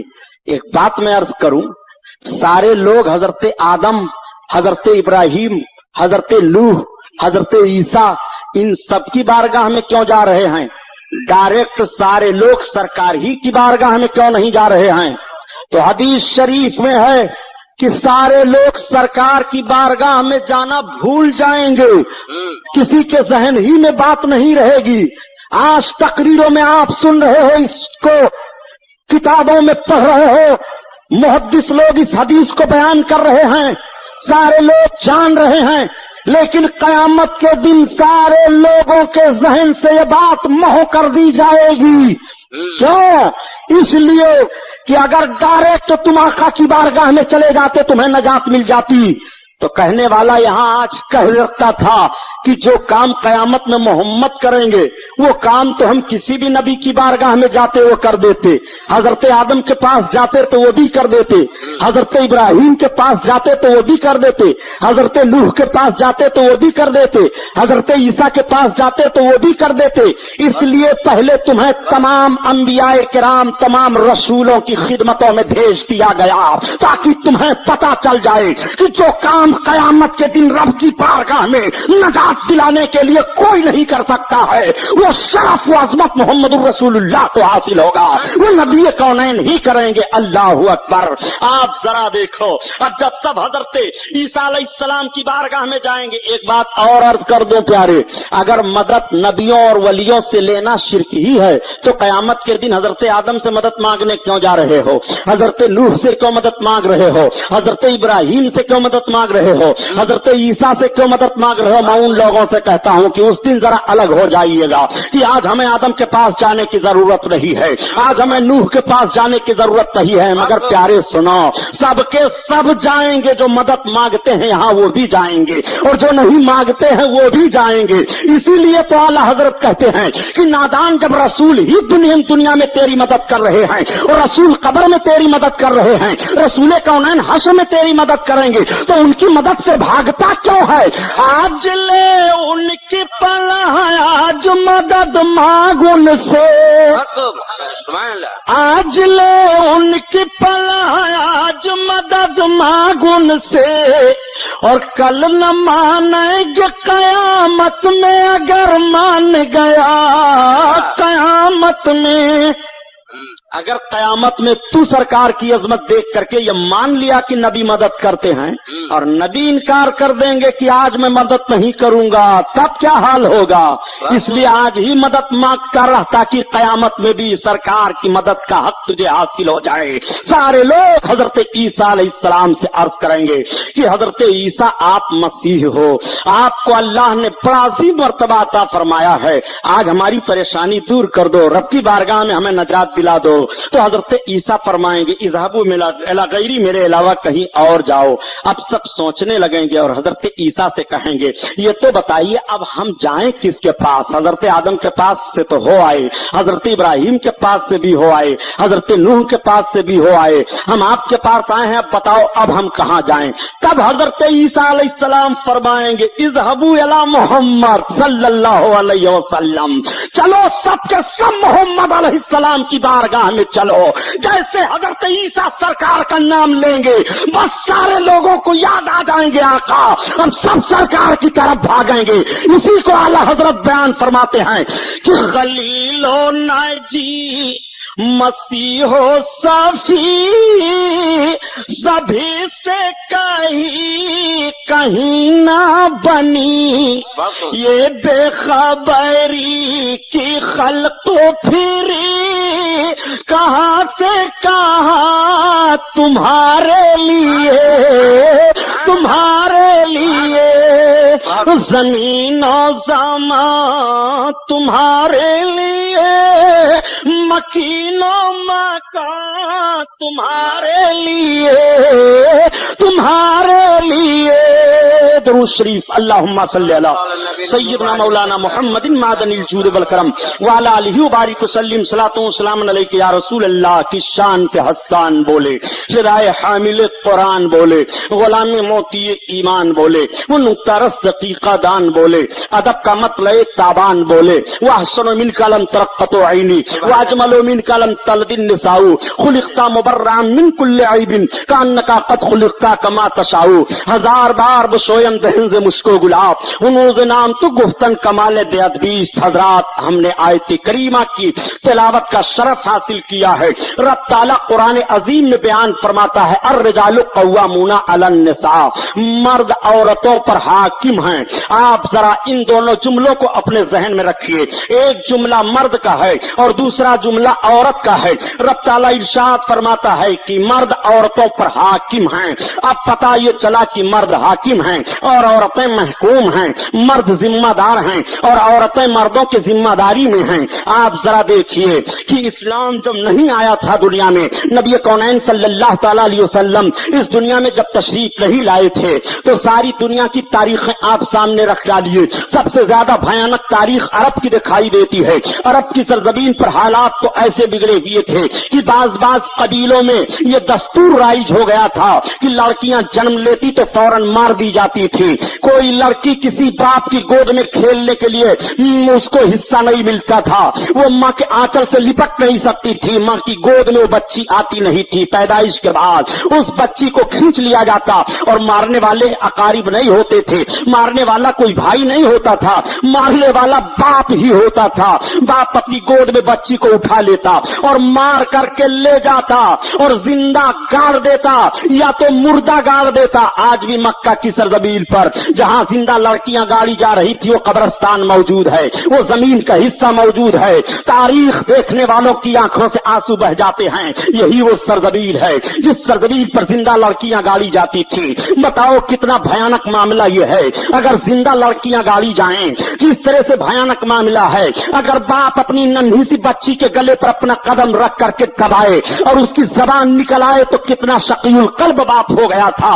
नबी कौनैन सल्लल्लाहु तआला अलैहि वसल्लम जब इस दुनिया में तशरीफ लाते हैं, ऐलान नबूवत होता है। आका करीम सल्लल्लाहु अलैहि वसल्लम इरशाद फरमाते हैं खबरदार अब कोई भी अपनी किसी बच्ची को मारे नहीं। नबी का यह पैगाम नश्र कर जाता है, मक्का वाले चौंक जाते हैं। मोहम्मद का यह पैगाम है कोई अपनी बच्ची को न मारे, कोई अपनी बच्ची को कत्ल न करे। सहाबा عرض کرتے ہیں یا رسول اللہ بچیوں کو قتل نہیں کیا جائے گا، فضیلت کیا ہے؟ آقا ارشاد فرماتے ہیں سنو، تمہاری بچیاں تمہارے لیے رحمت الہی کا ذریعہ ہیں۔ نبی کونین نے جب یہ پیغام نشر فرمایا، مکہ کی سرزمین پر یہ آواز گونجتی ہے سب سے پہلے اپنی بچیوں کو مارو نہیں، تمہاری بچیاں تمہارے لیے رحمت الہی کا ذریعہ ہیں۔ تو باپوں کے دل محسوس کر کے رہ جایا کرتے ہیں۔ کچھ ایسے بھی تھے نبی کونین کی بارگاہ میں جو کلمہ پڑھ کر کے مسلمان ہو گئے تھے، لیکن وہ اپنے پہلے کے واقعے کو یاد کرتے ہیں تو آنکھیں رونے لگتی ہیں۔ ایک صحابی سرکار کی بارگاہ میں حاضر ہیں، عرض کرتے ہیں یا رسول اللہ آپ کا زبان فیض ترجمان بول رہا ہے کہ بچیوں کو قتل نہ کیا جائے، رحمت الہی کا ذریعہ ہے، مگر یا رسول اللہ میں نے اپنے ان ہاتھوں سے 11 بچیوں کو مار کر کے گاڑ دیا ہے۔ یا رسول اللہ میں نے جب 11ویں بچی کو مارا تو معاملہ یہ تھا کہ یا رسول اللہ میں تجارت کے لیے جا رہا تھا، میری بیوی حاملہ تھی، میں نے کہہ دیا تھا کہ اگر بچی پیدا ہوگی تو اسے مار ڈالنا اور بچہ پیدا ہوگا تو اس کی حفاظت کرنا۔ میں جب واپس آیا تو یا رسول اللہ اپنے گھر کو خالی پایا۔ میں نے اپنے بیوی سے پوچھا یہ تو بتاؤ کہ وضع حمل تمہیں ہوا تھا کہ نہیں؟ میری بیوی نے بتایا نہیں وضع حمل ہوا تھا، بچی پیدا ہوئی تھی، تم نے بچی کو کیا کیا؟ جیسا آپ نے کہا تھا اس طرح سے میں نے بچی کو غائب کر دیا، ماں نے بہانہ بنا دیا۔ ماں کا ممتا کس طرح سے ہوتا ہے اپنے بچے اور بچیوں کے لیے، مگر اس وقت کی مائیں کس طرح سے مجبور کر دی گئی تھی۔ ہوا تھا واقعہ یہ کہ ایک پڑوس کے گھر میں آپ نے اس بچی کو بھیج دیا تھا، وہ بچی پل پڑھ کر کے بڑی ہو گئی۔ وہ بچی کبھی کبھی اپنے ماں کے پاس آ جایا کرتی تھی اور ماں بڑے پیار و محبت سے بچی کو دیکھ کر کے آنسو بہا لیا کرتی تھی۔ ایک روز یا رسول اللہ میری نگاہ پڑ گئی، میں نے دیکھا کہ میری عورت اپنی بچی سے پیار کر رہی ہے۔ میں نے پوچھا یہ کون سی بچی ہے جو تمہاری گود میں مچل رہی ہے؟ عورت کی آنکھیں بھیگ گئیں، اس نے کہا اگر میری اس بچی کو مارو نہ تو میں پورا واقعہ بتا دوں۔ معاملہ یہ ہے کہ جو وضع حمل ہوا تھا یہی وہ میری بچی ہے، میری ممتا نے اجازت نہیں دی، میں نے اس کی حفاظت کر لی تھی اور میں نے پڑوس کے گھر میں بھیج دیا تھا۔ اتنا سننا تھا کہ کہتے ہیں یا رسول اللہ میرا کلیجہ اس وقت پھٹنے لگا، میں نے اس کی گود سے بچی کو چھین لیا اور جب میری عورت دوڑی بچانے کے لیے تو میں نے اسے بھی ضربیں دے دی، اس کو بھی چوٹ آئی، میں لے کر کے میدان کی طرف بھاگا۔ میں جب بھاگ کر کے گیا یا رسول اللہ وہ میری بچی سمجھ بوجھ والی ہو گئی تھی، ماں نے بتا دیا تھا کہ یہ تمہارے باپ ہیں، وہ ابا کہہ لیتی تھی۔ یا رسول اللہ جب میں گڑھا کھودنے لگا تو میری بچی بیٹھ گئی تھی، گڑھے کی مٹی کو میری بچی ہٹا رہی تھی، بچی کو کیا معلوم کہ اسی گڑھے میں مجھے دفن کیا جائے گا۔ یا رسول اللہ جب میں نے گڑھا تیار کر دیا اور اٹھا کر کے بچی کو اس میں دبوچا تو اس کی آنکھیں میری طرف دیکھ رہی تھی اور اس نے اپنی زبان سے کہا تھا، اتنا جملہ مجھے یاد ہے یا رسول اللہ، اے پروردگار یہ بچیاں کب تک گاڑی جاتی رہیں گی؟ اے میرے ابا مجھے چھوڑ دو، مجھے چھوڑ دو۔ مگر یا رسول اللہ میرا دل اس وقت اتنا پتھر ہو چکا تھا کہ یا رسول اللہ میں نے مٹی اور پتھر ڈال کر کے اسی میں اپنی بچی کو دبوچ دیا۔ یا رسول اللہ میں اتنا بڑا مجرم ہوں تو صحابہ کی آنکھیں بھیگ گئی تھی، سارے لوگ رونے لگے تھے، آقا کریم کی آنکھیں ڈبڈبا گئی تھی۔ عرض کرتے ہیں یا رسول اللہ اب جب سے آپ کا فرمان عالی شان سنا ہوں میرا کلیجہ ہل رہا ہے، یا رسول اللہ میری خطا کیسے معاف ہوگی؟ یا رسول اللہ میں اتنا بڑا مجرم ہوں۔ آقا فرماتے ہیں کہ ایام جاہلیت میں تم سے یہ گناہ ہوئے ہیں، جب تم نے اسلام قبول کر لیا تو رب تعالیٰ نے تمہاری خطاؤں کو معاف کر دیا۔ وہ بچیوں کے حالات تھے، بچیاں ماری جا رہی تھی۔ یہ تو عرب کا ایک واقعہ میں نے پیش کیا ہے۔ آؤ ذرا جس ہندوستان میں جیون بتا رہے ہو، اس ہندوستان میں جو کنیاؤں کی آبرو کی ذمہ داری لیتے ہیں، جو عورتوں کو بڑی عزت دینے کی خواہش رکھتے ہیں، وہ کہتے ہیں کہ عورتوں کو ہم نے عزت دی ہے، ہم نے ان کو نوکریاں دے دی ہیں، عورتوں کو ہم نے عزت دی ہے، ہم نے ان کو آفسوں میں بیٹھا دیا ہے، عورتوں کو ہم نے عزت دے دی ہے، ہم نے ان کو مردوں کے بغل میں کھڑی کر دیا ہے، عورتوں کو ہم نے عزت دے دی ہے۔ یہ عورتوں کے لیے عزت نہیں ہے، عورت پارکوں میں گھومنے کے لیے نہیں ہے، عورت تمہارے دوست بدوش چلنے کے لیے نہیں ہے، عورت تمہارے لیے عیاشی کا ذریعہ نہیں ہے، عورت تو اپنے گھر کی مالکہ ہے۔ تم عورتوں کو عزت نہیں دے رہے ہو بلکہ عورتوں کی عزت لوٹ رہے ہو۔ عورت عورت ہے۔ آؤ ذرا دیکھو اسلام نے عورت کو کیا مزاج دیا ہے اور اسلام نے عورتوں کو کیا وقار دیا ہے۔ آئیے ذرا اسلام کے بھی مزاج کو سمجھتے چلیے۔ ہندوستان کی سرزمین پر لڑکیاں ماری جاتی تھی اور لڑکیاں زندہ جلائی جاتی تھی۔ اگر کسی بچی کی شادی ہو جاتی اور اس کا جوان شوہر शौहर मर जाता तो फिर उसे दोबारा शादी करने की इजाजत भारत में नहीं थी, बल्कि अब वो अपनी जवानी को यूं ही गुजारे। अगर उससे कोई नाजेबा हरकत हो जाती तो एक तारीख मकान में उसे बंद कर दिया जाता था, उसके लिए खाना पानी वही पेश किया जाता था, या तो वो घुट घुट करके मर जाती थी, और अगर वो निकल भी आती थी जिंदा तो रजील जानवर पर बैठा करके उसके चेहरे पर कालिक लगा करके समाज में घुमा दिया जाता, और ये बता दिया जाता था ये मनहूस औरत है, इसका शौहर मर गया है। यहाँ औरतों के ताल्लुक से ऐसी बातें पाई जा रही है तारीखों में, और देखो किस तरह से औरतों के ताल्लुक से यहाँ बातें पाई जा रही हैं। जब हिंदुस्तान की सरजमीन पर इस्लाम आने से पहले बाजार लगते थे जो जैसे ऐसे आज जैसे सौदे बिक रहे हैं, ऐसे आज जैसे खरीदो फरोख्त की जा रही है, ऐसे लड़कियों का सौदा होता था, और उनके बदन पर कपड़ा नहीं होता था, उनको बरहना करके उनका सौदा किया जा रहा था। ये भारत की तारीख रही है। आओ जरा देखो, जिस हिंदुस्तान में जी रहे हो उस हिंदुस्तान में इस तरह का माहौल था।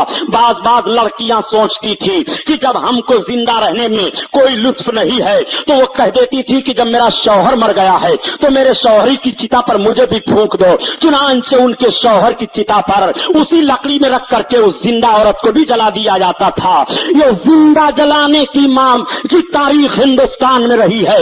आज भी राजस्थान में उदयपुर शहर में सती होने वाले लड़कियों का स्थल मौजूद है, सती स्थल, जहां लड़कियां जिंदा अपने शौहरों की चिताओं पर जल जाया करती थी। सुनो प्यारे, लड़कियों की क्या तारीख रही है भारत की सरजमीन पर। इस्लाम आने से पहले भारत की सरजमीन पर सगी बहनों से शायद शादियां की जा रही थी और सगी बहनों से बच्चे पैदा हो रहे थे। बताओ अखलाक का खून हो गया था कि नहीं, शराफत और तकद्दुस का जनाजा निकल गया था कि नहीं। दुनिया के लोग शरीफ और जो संजीदा किस्म के थे वो चीख रहे थे।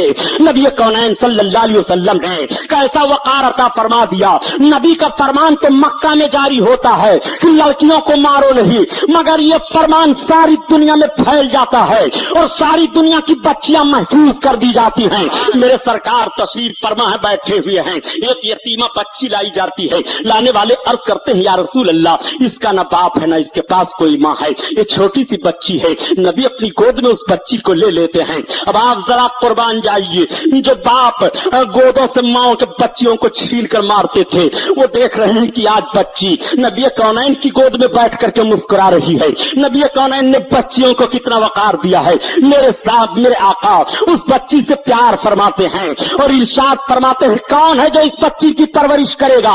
मजलिस में हजरत अबू बकर सिद्दीक भी तशरीफ फरमा है। अर्ज करते हैं या रसूल अल्लाह, ये बच्ची मुझे दे दी जाए, इसकी परवरिश मैं करूंगा। आका फरमाते हैं, ओ अबू बकर तुम्हारे लिए बहुत सारी भलाइयां हैं, कौन है इस बच्ची की परवरिश करने वाला। तब तक एक सहाबी यानी हजरत उमर फारूक आजम के बारे में बताया जाता है। अर्ज करते हैं या रसूल अल्लाह, ये बेटी मुझे दे दी जाए, इसकी परवरिश मैं करूंगा। आका फरमाते उमर बिन खत्ताब तुम्हारे लिए बहुत सारी नेकियां हैं, ये शरफ किसी और को मिलने दो। तब तक हजरत उस्मान अर्ज करते हैं या रसूल अल्लाह, ये बच्ची मुझे दे दी जाए, इसकी परवरिश का हक मैं अदा करूंगा। आका फरमाते हैं उस्मान ये शरफ किसी और को मिलने दो। मौलाए कायनात अर्ज करते हैं या रसूल अल्लाह, ये बच्ची मुझे दे दी जाए, मैं इसकी खिदमत कर लूं और इसकी परवरिश कर दूं। आका करीम इरशाद फरमाते हैं अली तुम्हारे लिए बहुत सारी भलाइयां हैं, ये शरफ किसी और को मिलने दो। तब तक एक सहाबी अर्ज करते हैं रोते हुए, या रसूल अल्लाह इस बच्ची को मुझे दे दीजिए। मेरे आका मैंने कई बच्चियों को मार करके जिंदा गाड़ दिया है ताकि उन बच्चियों का कफारा अदा हो जाए, ये शरफ मुझे हासिल हो जाए। आका फरमाते हैं आओ करीब आओ। जब करीब गए तो सरकार ने उन्हें वो बच्ची अता फरमा दी है। वो बच्ची को ले जाते हैं और परवरिश करते हैं। मैं आपसे पूछना चाहता हूं, अपनी बच्चियों की परवरिश नहीं हो रही थी, आज यतीमा बच्ची की परवरिश रसूल के गोद से हो रही है। वक़ार किसने अता फरमाया है?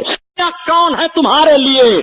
बुखारी शरीफ की हदीस है, नबी फरमाते हैं सितारम मिनन्नार हिजाबम मिनन्नार, ये बच्चियां अपने माँ बाप को जहन्नम से बचाने के लिए पर्दा है, जहन्नम से बचाने के लिए आड़ है। अल्लाह अल्लाह, अब आपसे मैं पूछ रहा हूँ, नबी फरमाते हैं कि बच्ची अपने बाप को जहन्नम से बचाने के लिए पर्दा है, बच्ची अपने माँ बाप को जहन्नम से बचाने के लिए आड़ है। तो जब बच्चियों को यह शरफ हासिल है तो इमाम हुसैन को कितना کا شرف حاصل ہوگا؟ کیا نماز رسول جہنم سے آزادی کے لیے نہیں ہے؟ کیا نماز رسول تمہیں جنت نہیں دلا سکتے ہیں؟ ارے پیارے سنو، جب بچیاں اپنے ماں باپ کے لیے جنت کا ذریعہ ہیں، پردہ ہیں جہنم سے بچانے کے لیے، تو جن بچیوں کو یہ وقار ملا ہے اس رسول ہاشمی کا حال کیا ہوگا؟ نبی کونین کا صلی اللہ علیہ وسلم کا کریمانہ حال کیا ہوگا؟ آؤ میرے آقا جب یہ ارشاد فرماتے ہیں تو بچیاں مسکرا پڑتی ہیں۔ اب وہی بچیاں جو ماری جا رہی ہیں، ماؤں کے گود میں ان کی پرورش ہو رہی ہے، باپ کا پیار و محبت پا رہی ہیں، اور جب ہوش سنبھالتی ہیں تو اپنے ماؤں جس رسول نے ہمیں زندگی عطا کی ہے، اے ماں ہمیں اس رسول کی زیارت کرا دو جس رسول نے اعلان کیا ہے کہ بچیاں اپنے ماں باپ کی بخشش کے لیے جہنم سے آڑ ہیں۔ نبی کونین صلی اللہ تعالی علیہ وسلم پر قربان جاؤ، آقا کس طرح سے بچیوں کا وقار بیان فرما رہے ہیں اور کس طرح سے نبی کونین عزت عطا فرما رہے ہیں۔ یہ تو بچیوں کا معاملہ ہے، بچی پیدا ہو تو رحمت الہی کا ذریعہ ہے، بچی گھر میں پیدا ہو تو ماں باپ کو جہنم سے بچانے کے لیے آڑ ہے، بچی پیدا ہوتی ہے تو رب کے محبوب فرماتے ہیں خیر و برکت نازل ہوتی ہے۔ یہی وجہ ہے کہ نبی کونین فرماتے ہیں کہ اگر تمہارے پاس بچے اور بچیاں دونوں ہیں اور تم کوئی تحفہ لاؤ تو سب سے پہلے بچی کو تحفہ دو، سب سے پہلے تمہارے گھر کی بچیاں پائیں، پھر اپنے بچوں کو تحفہ دو۔ دیکھو سرکار نے کس طرح سے بچوں پر بچی کی فضیلت کو بیان کر دیا ہے۔ آپ کا لخت جگر آپ کے سامنے موجود ہے، بڑھاپے میں یہی آپ کا سہارا بنے گا۔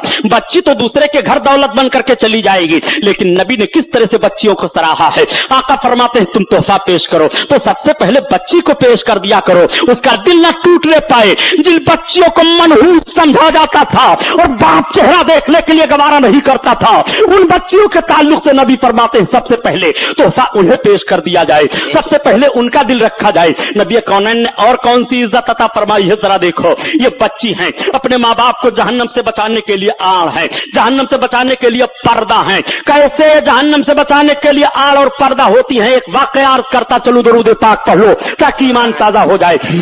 اللہم صلی علی سیدنا مولانا محمد معدن الجود والکرم وعلی آلہ وبارک وسلم صلاۃ و سلام علیک یا رسول اللہ۔ آج کل کے بچیوں کے حالات کو بھی اپنے نگاہوں کے سامنے آپ رکھتے چلیے۔ یہی حج کا مہینہ جو گزر گیا ہے، تاریخ اسلام میں یہ بات موجود ہے۔ حضرت عبداللہ ابن مبارک رضی اللہ تعالیٰ عنہ ایک اللہ کے بڑے نیک بندے ہیں، وہ حج کرنے کے لیے اپنے پورے قافلہ کے ساتھ حج کے مہینے میں جا رہے تھے۔ پہلے کا دستور یہ تھا کہ لوگ قافلہ بنا کر کے حج کرنے کے لیے جایا کرتے تھے۔ آج کی طرح سے نئی سواریاں نہیں تھی، یہ اڑنے والا جہاز نہیں تھا کہ جس کی بنیاد پر 1 گھنٹے میں مکہ شریف یا مدینہ طیبہ پہنچ جایا جائے، بلکہ مہینوں مہینہ چلنا پڑتا تھا۔ لوگ قافلہ کی شکل میں چلتے رہتے تھے۔ حضرت عبداللہ ابن مبارک بیان کرتے ہیں کہ ہم بھی اپنے پورے قافلہ کے ساتھ حج کرنے کے لیے گئے۔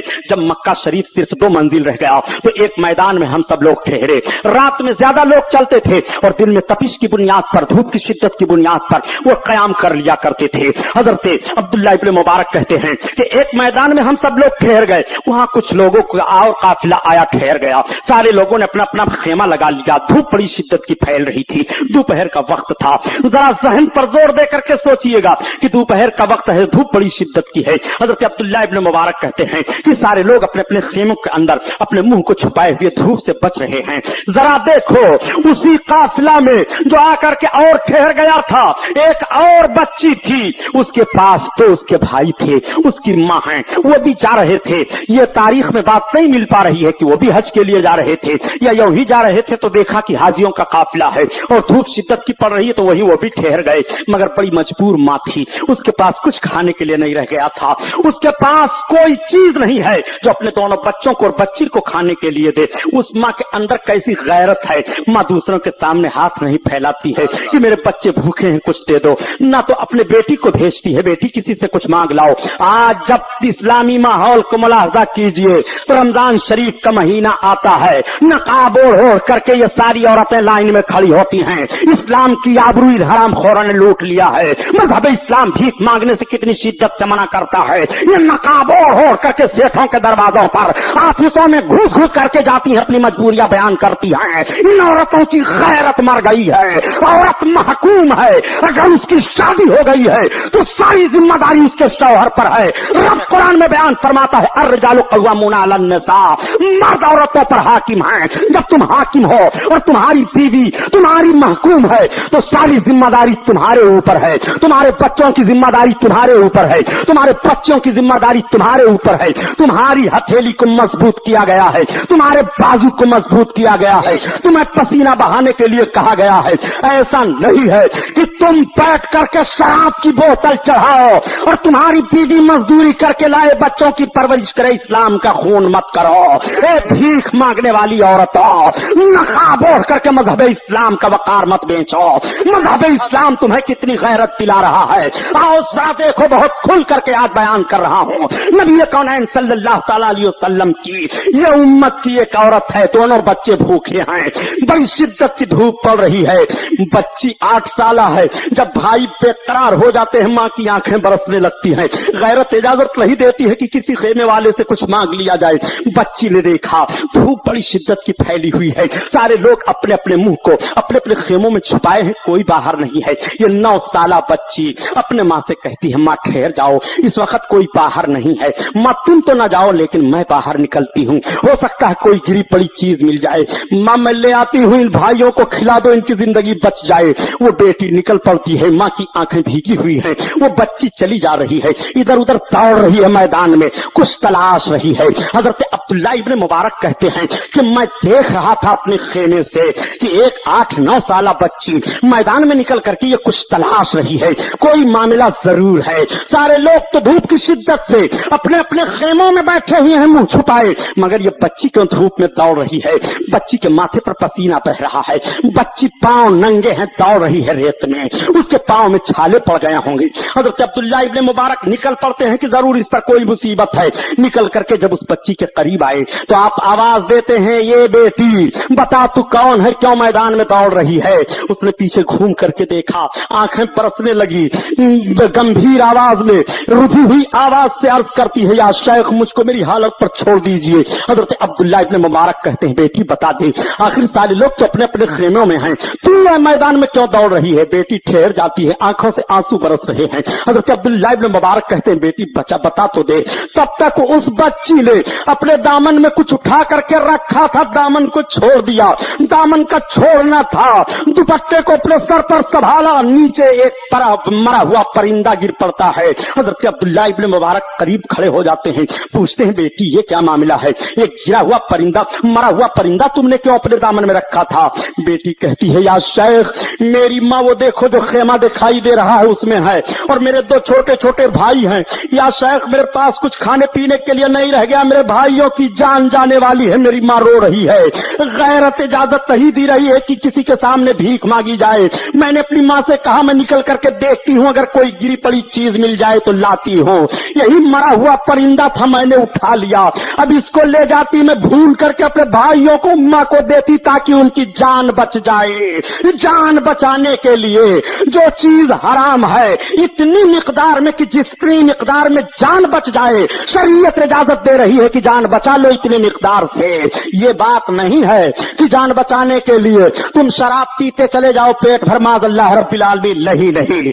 आका करीम सल्लल्लाहु तआला अलैहि वसल्लम की उम्मत की उस औरत का हाल देखो, उस बच्ची का हाल देखो। हजरत अब्दुल्ला इब्ने मुबारक उस बच्ची को कहते हैं, उनकी भी आंखें भीग जाती हैं, आओ बेटी मेरे पीछे पीछे आ जाओ, तुम छोड़ दो इस परिंदे को ना उठाओ। वो बच्ची चली आ रही है। हजरत अब्दुल्ला इब्ने मुबारक आए, अपने पूरे काफिला वालों को जमा किया और कहा ए काफिला वालों, मक्का शरीफ तो मंजिल और रह गया है, मैं तुमसे कहता हूं देखो हम सब हज करने के लिए चल रहे हैं, मगर ये 9 साल बच्ची है, इसकी माँ भूखी है, इसके दोनों भाई भूखे हैं, ये बच्ची खुद भूखी है। ए मेरे साथियों, तुम अपनी जरूरत भर के लिए अपने पास दिरहम रख लो, और अगर फाजिल दिरहम हो तो मुझे दे दो। तो सारे काफिला वालों ने जब फाजिल दिरहम इकट्ठा किया तो 10,000 दिरहम हुए। हजरत अब्दुल्ला ने उन दिरहमों को उस बच्ची के आंचल में रखा दुपट्टे में, और उसके बाद आपने खाने पीने की चीजों को रखा, फरमाया बेटी तू ले जा, अपनी माँ को दे दे। जब बेटी लेकर के जाती है तो माँ के हाथ उठ गए, ए परवरदिगार ये हाजियों का काफिला है, मौला भूखे को इन्होंने मदद की है, परवरदिगार इनके हज को कबूल फरमा ले। हजरत अब्दुल्ला इब्ने मुबारक खेमे में सो गए, आंख लग गई तो देखते क्या हैं, کہ نبی کونین کی زیارت ہو رہی ہے. آقا ارشاد ہے جن کے حج کو رب تعالیٰ نے ایک بھوکی عورت کی دعا پر قبول فرما لیا ہے. اللہ اللہ, حضرت عبداللہ ابن مبارک کی آنکھیں کھل گئی. ابھی مکہ میں خانہ کعبہ کا طواف نہیں ہوا, مینا میں قربانی نہیں ہوئی ہے, مزدلفہ میں ٹھہرے نہیں ہیں, عرفات میں گئے نہیں ہیں, مگر حج کی قبولیت کی بشارت رب کے محبوب سے مل رہی ہے. یہ حج کی قبولیت کی بشارت ایک بھوکی عورت کو کھانا کھلا دینے پر ہے. مذہب اسلام نے کتنا وقار عطا فرمایا ہے. اس بچی اور اس عورت سے سبق حاصل کرو کہ بھوک سے جان جانے والی ہے مگر کسی کے سامنے ہاتھ نہیں پھیلایا, بھوک سے جاگ جانے والی ہے مگر پردہ نہیں چھوڑا, بھوک سے جان جانے والی ہے مگر مذہب اسلام کی آبرو کو نہیں بیچا. کلمہ پڑھتے ہوئے یہ عورتیں کیسے مذہب اسلام کی آبرو کو بیچ رہی ہیں. خدا کی قسم, عورتوں کو جو مرتبہ اور جو عزت رسول ہاشمی نے عطا کر دیا ہے نبی کونین نے, عورتوں کو تو قربان ہو جانا چاہیے. یہی عورتیں ہیں جو ننگی کی جا رہی تھی, یہی عورتیں ہیں جو ماری جا رہی تھی. کیا تاریخ کا وہ ورق آپ کو یاد نہیں ہوگا کہ جب میرے سرکار صلی اللہ علیہ وسلم اعلان نبوت سے پہلے مکہ کی سرزمین پر ایک گلی میں گزر رہے تھے, ایک نوجوان اپنی عورت کو پیٹ رہا تھا, وہ عورت چیخ رہی تھی. نبی کونین نے ارشاد فرمایا, خبردار اس عورت کو مت مارو, تم بھی عورت, تم مرد ہو, یہ عورت ہے, یہ تمہاری محکوم ہے اور تم اس کو مارتے ہو. اس نے سرکار کا چہرہ دیکھا, کہا اے محمد, تمہارے امانت و صداقت کی قسم ہے, اگر تم نہ آ گئے ہوتے تو آج میں نے تہیا کر لیا تھا کہ اپنی عورت کو مار مار کر کے اس کی ہڈیاں پھسلیاں توڑ دوں گا. وہ عورت کے اوپر مار پڑ رہی تھی, مار رک جاتی ہے, سرکار کا چہرہ دیکھ رہی ہے اور کہتی ہے, اے میرے پیدا کرنے والے, عرب کی سرزمین پر مکہ میں یہ انسان کہاں سے آ گئے سامنے؟ ان کو جب دوسروں کی بیویوں کے ساتھ اس طرح سے رحم ہے تو ان کا معاملہ اپنی بیوی کے ساتھ کیا ہوگا؟ اللہ اکبر. قربان جاؤ نبی کونین کے وقار پر. نبی کونین ارشاد فرماتے ہیں, یہ بچیاں تمہارے لیے جہنم سے بچنے کے لیے آڑ ہیں, جہنم سے بچنے کے لیے پردہ ہیں. یہ تو بچی کا معاملہ ہے کہ جب بچی ہے تو ماں باپ کو بخشش کرانے کے لیے آڑ ہے, جہنم سے بچانے کے لیے آڑ ہے. لیکن یہی بچی جب عورت بن جاتی ہے تب ذرا دیکھو میرے آقا کیا ارشاد فرماتے ہیں. جب یہ عورت کی منزل میں پہنچتی ہے, اس کی شادی ہو جاتی ہے, تو آقا کریم ارشاد فرماتے ہیں, متاع دنیا امرات صالحہ, دنیا کی بہترین پونجی نیک اور فرما بردار عورت ہے. اسی لیے مولانا روم علیہ رحمہ فرماتے ہیں کہ اللہ کے حبیب صلی اللہ تعالی علیہ وسلم کے فرمان پر غور کرو کہ امرات الدنیا, متاع الدنیا امرات صالحہ, دنیا کی بہترین دولت نیک اور فرما بردار عورت ہے. تو جب دنیا کی بہترین پونجی نیک اور فرما بردار عورت ہے, تو اگر عورت نیک ہے اور شوہر غریب ہے تو عورت اپنے غریب شوہر کو بادشاہ بنا دیتی ہے, اور اگر عورت نیک نہیں ہے اور شوہر بادشاہ ہے تو اس عورت کی نحوست سے وہ شوہر جو بادشاہ ہے غربت و افلاس کا مارا ہو جایا کرتا ہے. آقا کریم صلی اللہ علیہ وسلم ارشاد فرماتے ہیں کہ جب شوہر و بیوی دونوں مسکرا کر کے ملتے ہیں تو اللہ تعالیٰ ان کی بخشش فرما دیتا ہے. اب آپ ذرا قربان جائیے, یہی عورت ہے جو ماری جا رہی تھی, لیکن اگر اس نے اپنے شوہر کو خوش کیا اور مسکرا کر کے دونوں کی ملاقات ہو رہی ہے تو بخشش کا پروانہ مل رہا ہے, نجات کی ضمانت مل رہی ہے. یہی عورت ہے, جب عورت ہے تو اپنے شوہر کے بخشش کا ذریعہ بن جاتی ہے, بچی ہے تو ماں باپ کے بخشش کا ذریعہ بنتی ہے, اور عورت بنی تو شوہر کے بخشش کا ذریعہ بن گئی. اور یہی عورت جب اولاد والی ہو جاتی ہے, اس کی گود میں بچہ آ جاتا ہے, تب نبی کونین کا فرمان سنو. آقا ارشاد فرماتے ہیں کہ تمہارے ماؤں کے قدم کے نیچے جنت ہے, تمہارے ماؤں کے قدم کے نیچے جنت ہے. ذرا ان تینوں حیثیتوں کو ملاحظہ فرمائیے. یہ بچی ہے تو ماں باپ کے لیے بخشش کا ذریعہ ہے, اور عورت بنی تو شوہر کے لیے بخشش کا ذریعہ ہے, اور جب ماں بنی تو اولادوں کے لیے بخشش کا ذریعہ ہے. اور بخشش کا ذریعہ ہی نہیں بلکہ آقا فرماتے ہیں تمہارے ماؤں کے قدم کے نیچے جنت ہے. جب جنت ماؤں کے قدم کے نیچے ہے تو اسی بنیاد تو ہم کہا کرتے ہیں کہ پھر رسول اللہ صلی اللہ علیہ وسلم جس کے صدقے میں ماؤں کو یہ عزت ملی ہے, اس رسول کے قدم کا حال کیا ہوگا. اسی لیے تو اعلیٰ حضرت عظیم البرکت فرماتے ہیں کہ تجھ کو اور جنت سے کیا مطلب, منافق دور ہو اور ہم رسول اللہ کے, جنت رسول اللہ کی. نعرہ تکبیر, نعرہ رسالت, مذہب اسلام مسلک اعلی حضرت علامہ سبحانی صاحب قبلہ. ہم رسول اللہ کے جنت رسول اللہ کی. نبی کونین کے اختیار پر اعتراض کرنے والوں، سوچو تمہارے ماؤں کے قدم کے نیچے جنت ہے، اور ذرا مائیں بھی سوچ لیں کہ ان کے قدم کے نیچے جنت ہے. یہ سنیما دیکھنے جا رہی ہیں، ان کے قدم کے نیچے جنت ہے. یہ ریڈیو سن رہی ہیں، ان کے قدم کے نیچے جنت ہے. یہ نہ جانے کیا کر رہی ہیں، ان کے قدم کے نیچے جنت ہے. روڈ پر شوہروں سے لڑتی دکھائی دے رہی ہیں، ان کے قدم کے نیچے جنت ہے. تھوڑا سا مزاج میں فرق آ گیا تو دن بھر گالی بکتی ہیں، ان کے قدم کے نیچے جنت ہے. ذرا یہ اپنے قدم کو دیکھیں. جب ماؤں کے قدم کو شریعت نے عزت دے دی ہے تو ماں کے ہاتھ کا عزت کا حال کیا ہوگا، ماں کے چہرے کی عزت کا حال کیا ہوگا. یہی وجہ تو ہے کہ آقا ارشاد فرماتے ہیں جو بچہ سویرے سویرے اپنے ماں باپ کا چہرہ دیکھ لیتا ہے اللہ تعالیٰ اس کی روزی بڑھا دیتا ہے. سبحان اللہ. اپنے ماں باپ کا چہرہ محبت سے دیکھا کرو. ماں کے قدم کے نیچے جنت ہے. نبی کونین ارشاد فرماتے ہیں جو اپنے ماں باپ کا چہرہ محبت سے دیکھتا ہے اس سے حج مبرور کا ثواب ملتا ہے. سبحان اللہ. جو اپنے ماں باپ کا چہرہ محبت سے دیکھتا ہے رحمت الہی مچل جاتی ہے. ماں راضی ہے تو رب راضی ہے، باپ راضی ہے تو رب راضی ہے. نبی ارشاد فرماتے ہیں کہ رب کی رضا ماں اور باپ کی رضا میں ہے، رب کی خوشی ماں اور باپ کی خوشی میں ہے. اب آپ ذرا سوچو، یہی عورت ہے یہ اپنے شوہر سے خوش ہو جائے تو اس کے لیے بخشش کا ذریعہ ہے، اپنی اولاد سے خوش ہو جائے تو اولاد کے لیے بخشش کا ذریعہ ہے، اپنے ماں باپ کی پرورش میں ہے تو ماں باپ کے لیے بخشش کا ذریعہ ہے. کیسی عزت مذہب اسلام نے دی ہے. مذہب اسلام پر اعتراض کرتے ہو کہ مذہب اسلام نے تو پردے کی چہار دیواری میں عورتوں کو مقید کر کے رکھ دیا ہے. پیارے سنو، عورتوں کو پردے کی چہار دیواری میں مقید نہیں کیا ہے بلکہ عورتوں کی آبرو کو اسلام نے بچا لی ہے. آؤ سنو سنو، یہی عورتیں تو ہیں. عورتوں نے اللہ کے حبیب صلی اللہ علیہ وسلم کی بارگاہ میں ایک فریاد پیش کی تھی، یا رسول اللہ ہمارے شوہر میدان جنگ میں جاتے ہیں اور میدان جنگ میں جا کر کے وہ اسلام کے مخالفین سے جنگ کرتے ہیں، شہادت انہیں نصیب ہوتی ہے، ان کی گردنیں کٹ جاتی ہیں تلواروں سے، دشمن کے گھوڑے دوڑ جایا کرتے ہیں. یا رسول اللہ انہیں کیا ملتا ہے؟ آقا فرماتے ہیں انہیں شہادت کا درجہ ملتا ہے. یا رسول اللہ شہید کی کتنی فضیلتیں ہیں؟ میرے آقا بیان فرما دیتے ہیں کہ شہید جب جنت میں جائے گا اور اللہ تعالیٰ ارشاد فرمائے گا میرے شہید بندے جنت میں تیرے لیے ہر چیز ہے، تو شہید عرض کرے گا اے پروردگار ہمارے لیے ساری چیزیں تو ہیں مگر جنت میں وہ مزہ میں نہیں پا رہا ہوں جو میں دنیا میں تیرے دشمنوں کے ساتھ لڑنے میں مزہ پا رہا تھا اور میری گردن پر تلوار چل رہی تھی، وہ مزہ مجھے نہیں مل رہا ہے. اللہ اللہ. آقا کریم صلی اللہ علیہ وسلم کے فرمان پر عورتیں عرض کرتی ہیں یا رسول اللہ پھر ہم عورتوں کو اجازت دی جائے ہم بھی میدان جنگ میں چلیں، ہم بھی اسلام کے دشمنوں کے مقابلے میں تلواریں چلائیں، ہماری بھی گردن کٹیں، ہمارے بھی جسم پر گھوڑے دشمنوں کے دوڑیں تو ہمیں بھی وہ درجہ ملے گا. آقا فرماتے ہیں نہیں، مذہب اسلام اس کی اجازت تمہیں نہیں دیتا ہے.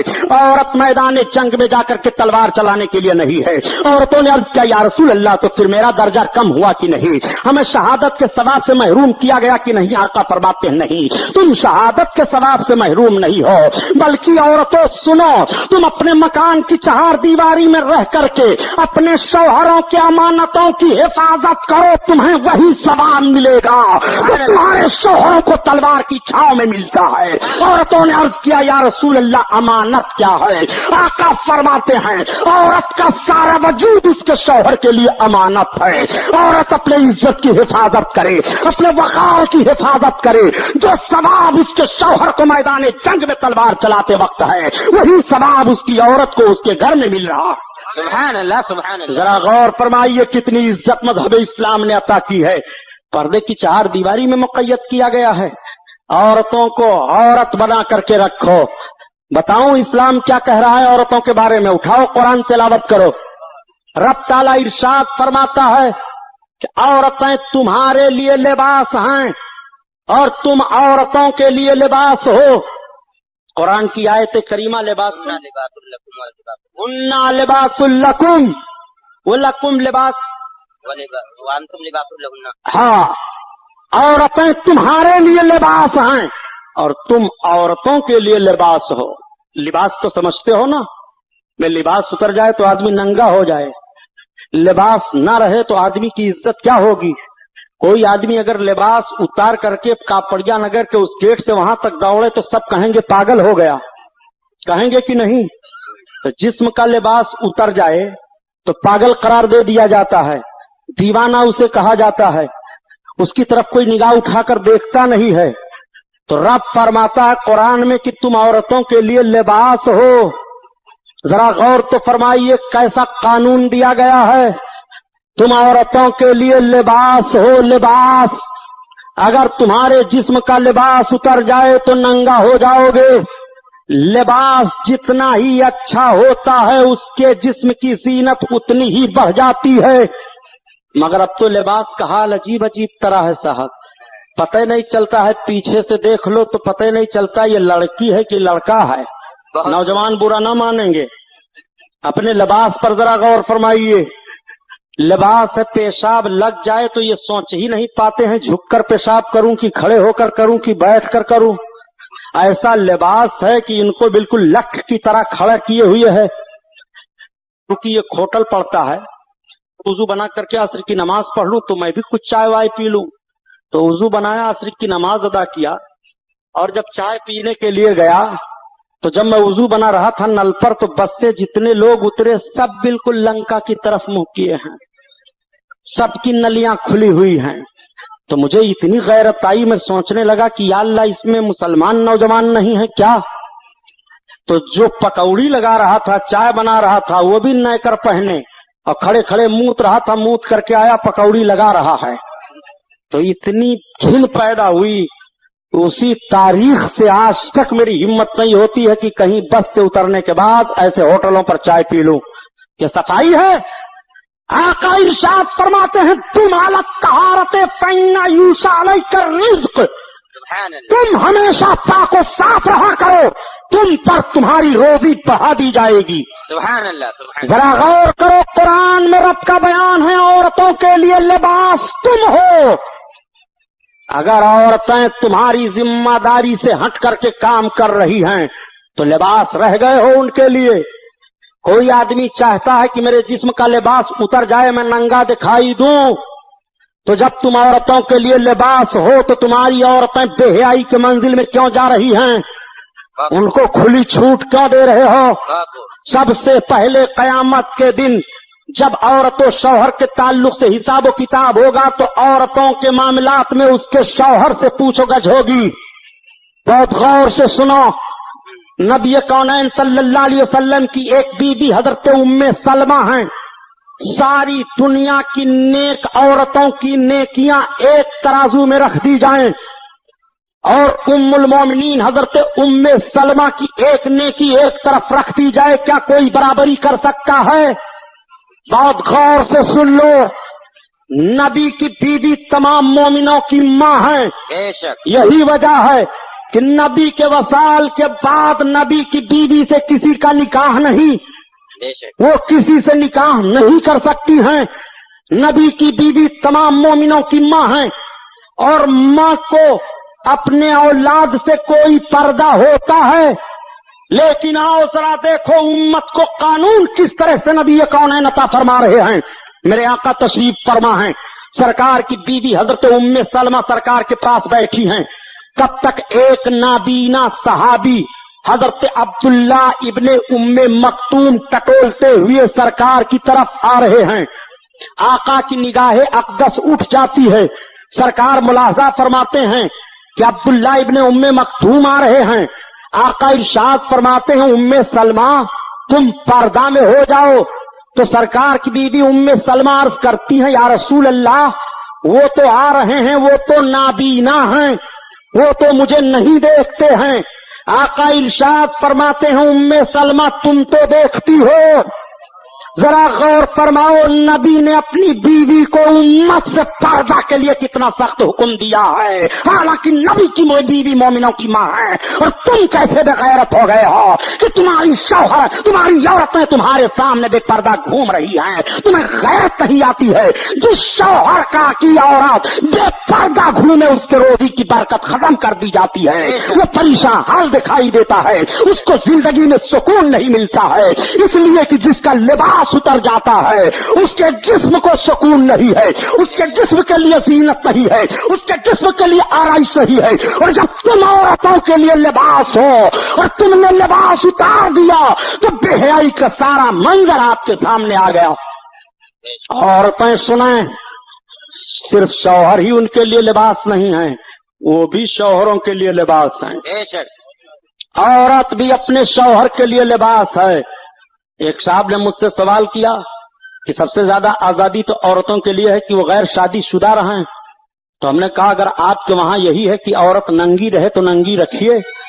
कहा सुभानी साहब मामला, हमने कहा हमारा रब कुरान में बयान फरमाता है कि शौहर औरत के लिए लिबास है, औरत शौहर के लिए लिबास है। अगर कोई औरत ये मिजाज बना ले कि मुझे शादी नहीं करनी है, मुझको शादी से नफरत है, तो कुरान के हुक्म से उसको इशारा मिल रहा है कि वो नंगी है, उसके शौहर है ही नहीं, वो किसी के लिए लिबास नहीं है, ना उसके लिए कोई लिबास है। तो बताओ नंगी हो गई कि नहीं जिसके लिए लिबास ही ना हो। तो शौहर के लिए औरत लिबास है। औरत किस तरह से शौहर के लिए लिबास है? औरत अपने आप को इस तरह से अपने शौहर के सामने पेश करे कि शौहर का दिल खुश हो और शौहर के ज़हन फिक्र में किसी तरफ से कोई और ख्याल न पैदा होने पाए। आकाए करीम सल्लल्लाहु अलैहि वसल्लम ने कितना हसीन और जमील खूबसूरत जिंदगी का तरीका था फरमाया है। औरतें भी सुन लें, अगर ये बेहयाई और बेपर्दगी के आलम में रहीं तो नबी कौनैन फरमाते हैं कि जो औरत मर्द की शक्ल इख्तियार करे वो मलऊना है। बेशक नबी कौनैन सल्लल्लाहु अलैहि वसल्लम जब मेराज शरीफ में तशरीफ ले गए और आपने जन्नत और दोज़ख का मुआयना फरमाया तो देखा कि दोज़ख में औरतें ज्यादा हैं। हजरत जिब्रील से इरशाद फरमाते हैं, जिब्रील ये औरतें दोज़ख में ज्यादा दिखाई दे रही हैं। अर्ज़ करते हैं हजरत जिब्रील, हाँ या रसूल अल्लाह, वजह यह है कि ये औरतें अपने शौहरों की ज्यादा नाशुक्रापन इख्तियार करती हैं।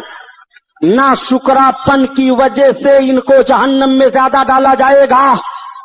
हदीस पाक है मिशकात शरीफ में, हदीस के अल्फाज का तर्जमा मैं अर्ज करता हूं।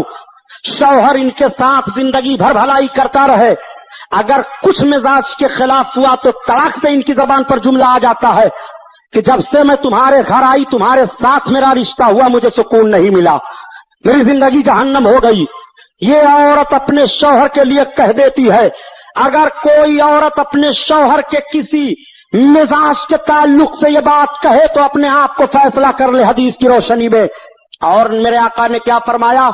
आका फरमाते हैं कोई औरत अगर इस बुनियाद पर बंद समर करके आती है कि ताकि लोग उसकी तरफ देखें और वो चौराहे पर खड़ी होती है, आका फरमाते हैं वो जानिया है। कुर्बान जाओ नबी के फरमान पर। औरत का सारा बनाव सिगार सब उसके शौहर के लिए है। बेशक औरत का बनाव सिगार दूसरे मर्दों के लिए नहीं है। नबी फरमाते हैं जो इस तरह की हरकत करे वो जानिया है और जानिया की सजा जहन्नम है। बेशक आओ देखो कुरान मेरा बयान फरमाता है अर्रिजालु कव्वामूना अलन निसा, मर्द औरतों पर हाकिम हैं। मगर अब तो हाल ये है कि हुकूमत इनकी चल रही है और होम मिनिस्टर यही करार दी जाती हैं। अगर होम मिनिस्टर के खिलाफ आपने कुछ कर दिया तो ना आपकी खैरियत ना आपके बच्चों की खैरियत। ये कभी कभी खुद गले में फांसी लगाकर मर जाती हैं, बच्चों को भी मार डालती हैं। औरतों को सब्र से काम लेना चाहिए और अगर कुछ औरतें इस तरह से मिजाज की तेजी में हों तो शौहरों को भी चाहिए कि वो सब्र करें।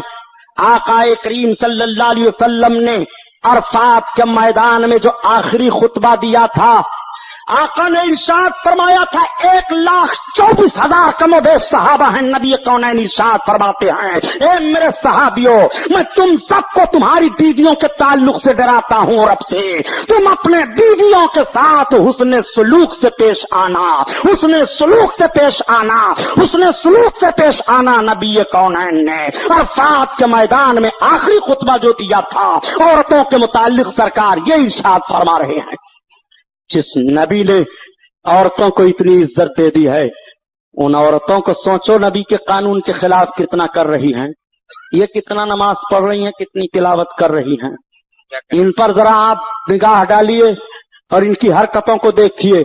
ये आज की औरतें हैं जिनकी हरकतें और बरकतें आपके सामने हैं। लेकिन जिस बरेली शरीफ का नाम अभी मैंने पहले लिया, उसी बरेली शरीफ में एक खातून का वाकया सुनिए। बरेली शरीफ में एक मजार है, जिस मजार साहिब मजार का नाम है हजरत दाना शाह वली।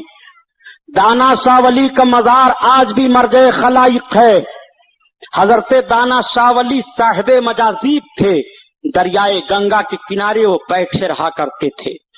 आज तो ये हाल है कि जो नमाज नहीं पढ़ता वो भी कहता मैं बहुत बड़ा पीर हूं। नजराना ठोंसते जाओ जेब में, बहुत बड़े पीर हैं। औरतों से पैर दबाओ, बहुत बड़े पीर हैं। औरतें जाएं तो इनके कदम पर सजदे की तरह झुक करके इनका कदम चूमें और ये औरतों के पीठ को ठोंकें, ये बहुत बड़े पीर हैं। इनकी हरकतें जरा देखिए। सुनो, हजरत दाना शाह वली बैठे हैं दरियाए गंगा के किनारे। कहत पड़ गया था, बारिश नहीं हो रही थी। तो जब बारिश ना हो, सूखा पड़ जाए, तो इस्लाम का कानून है कि मुसलमान मैदान में निकल करके 2 रकात नमाज अदा करें, अपने गुनाहों से तौबा करें, रब की बारगाह में माफी मांगें। रब का करम होगा, बारिश हो जाएगी। बरेली शरीफ के मुसलमान निकल करके 2 रकात नमाज इस्तिस्का अदा करते हैं, दुआ मांगते हैं। बादल छा गया, थोड़ी देर के बाद खत्म हो गया, बारिश नहीं हुई। तो कुछ लोग आए तो कहा, सुनो, हम लोग दरियाए गंगा के किनारे से आ रहे थे, जो अल्लाह वाले दाना शाह वली बैठे हुए हैं। बादल छा गया तो अब हम लोग ये नहीं समझ पाए कि वो बादल के लिए सोंटा उठाए हैं कि किस चीज के लिए, लेकिन वो अपना सोंटा उठा करके घुमा रहे थे। तो लोगों ने कहा, हो ना हो बस करो, इसी वजह से बारिश नहीं हुई। अब दूसरे दिन फिर सब निकले नमाज पढ़ने के लिए, गए, नमाज पढ़े, दुआ मांगते हैं, बादल छा गया।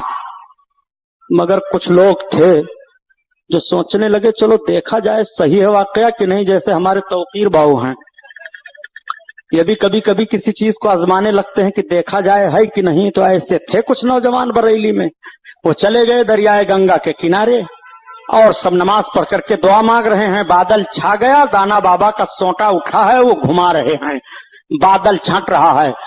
तब तक बोल पड़े, ए बाबा, ये क्या कर रहे हो, बारिश होने दो, बारिश। अल्लाह का वली, अल्लाह अकबर, दीवाने की नजरों को जहां देख रहा है और दीवाना खुदा जाने कहां देख रहा है। उन्होंने कहा, हट जाओ, हट जाओ, मेरी कुटी बह जाएगी तो कौन बना देगा। अल्लाह अकबर। अब लोगों को यकीन हो गया, बस करो, इनके सोंटे का मामला है। अरे बाबा मान जाओ, बारिश होने दो। जाकर के लोगों से, बारिश नहीं होगी, रब के महबूब का दीवाना मचला हुआ है।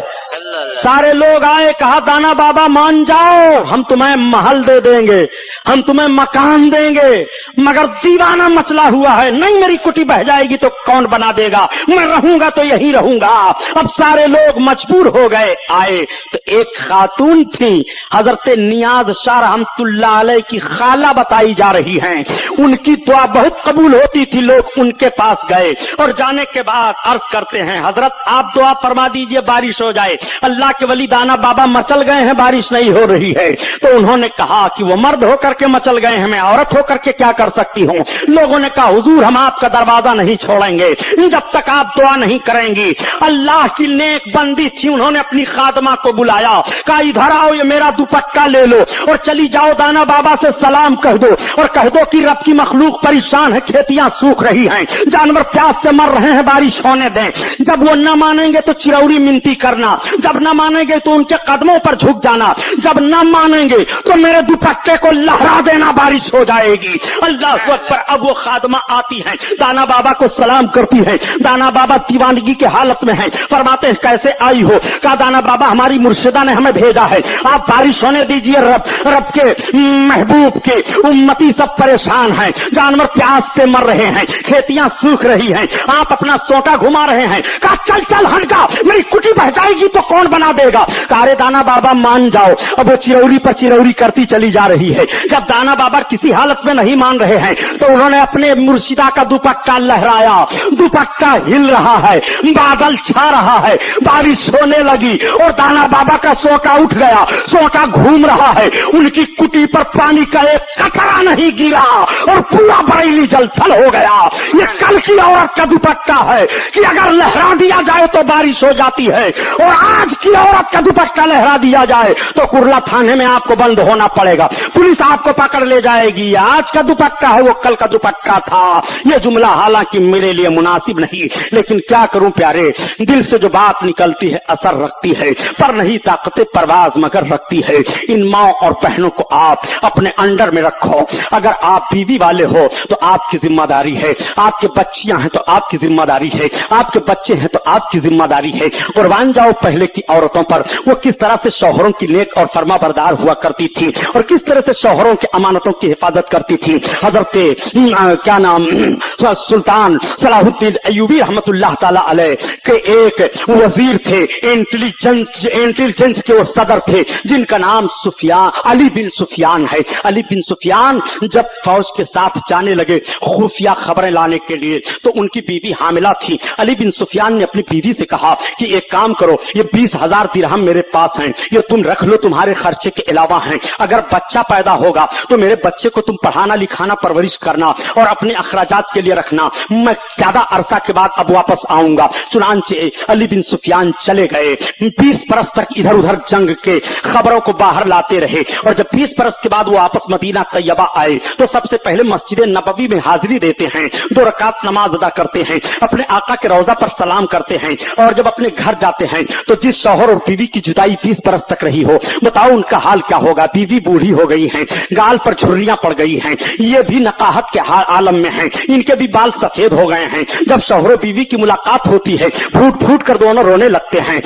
आपने जब इत्मीनान की सांस लिया तो अपनी बीवी से पूछा, ये बताओ कि तुम्हें क्या पैदा हुआ था, बच्ची पैदा हुई कि बच्चा पैदा हुआ, और वो मेरी अमानत क्या हुई? तो बीवी ने कहा बच्चा पैदा हुआ। कहा आपने बच्चे को क्या किया? कहा आप अपने बच्चे को जानना चाहते हैं, ये बताइए कि मस्जिद नबवी शरीफ में आपकी हाजिरी हुई है? उन्होंने कहा सबसे पहले मैं सरकार की मस्जिद में गया हूं और मैंने अपने आका की मस्जिद में नमाज अदा की, सरकार को सलाम अर्ज किया हूं। बीवी ने कहा आपने मस्जिद में कुछ देखा है? वो कहते हैं मैंने देखा कि मस्जिद में एक नौजवान मुहद्दिस बैठे हुए हैं और वो सरकार के हदीस का दर्स दे रहे हैं, शागिर्द उनको घेरे हुए हैं।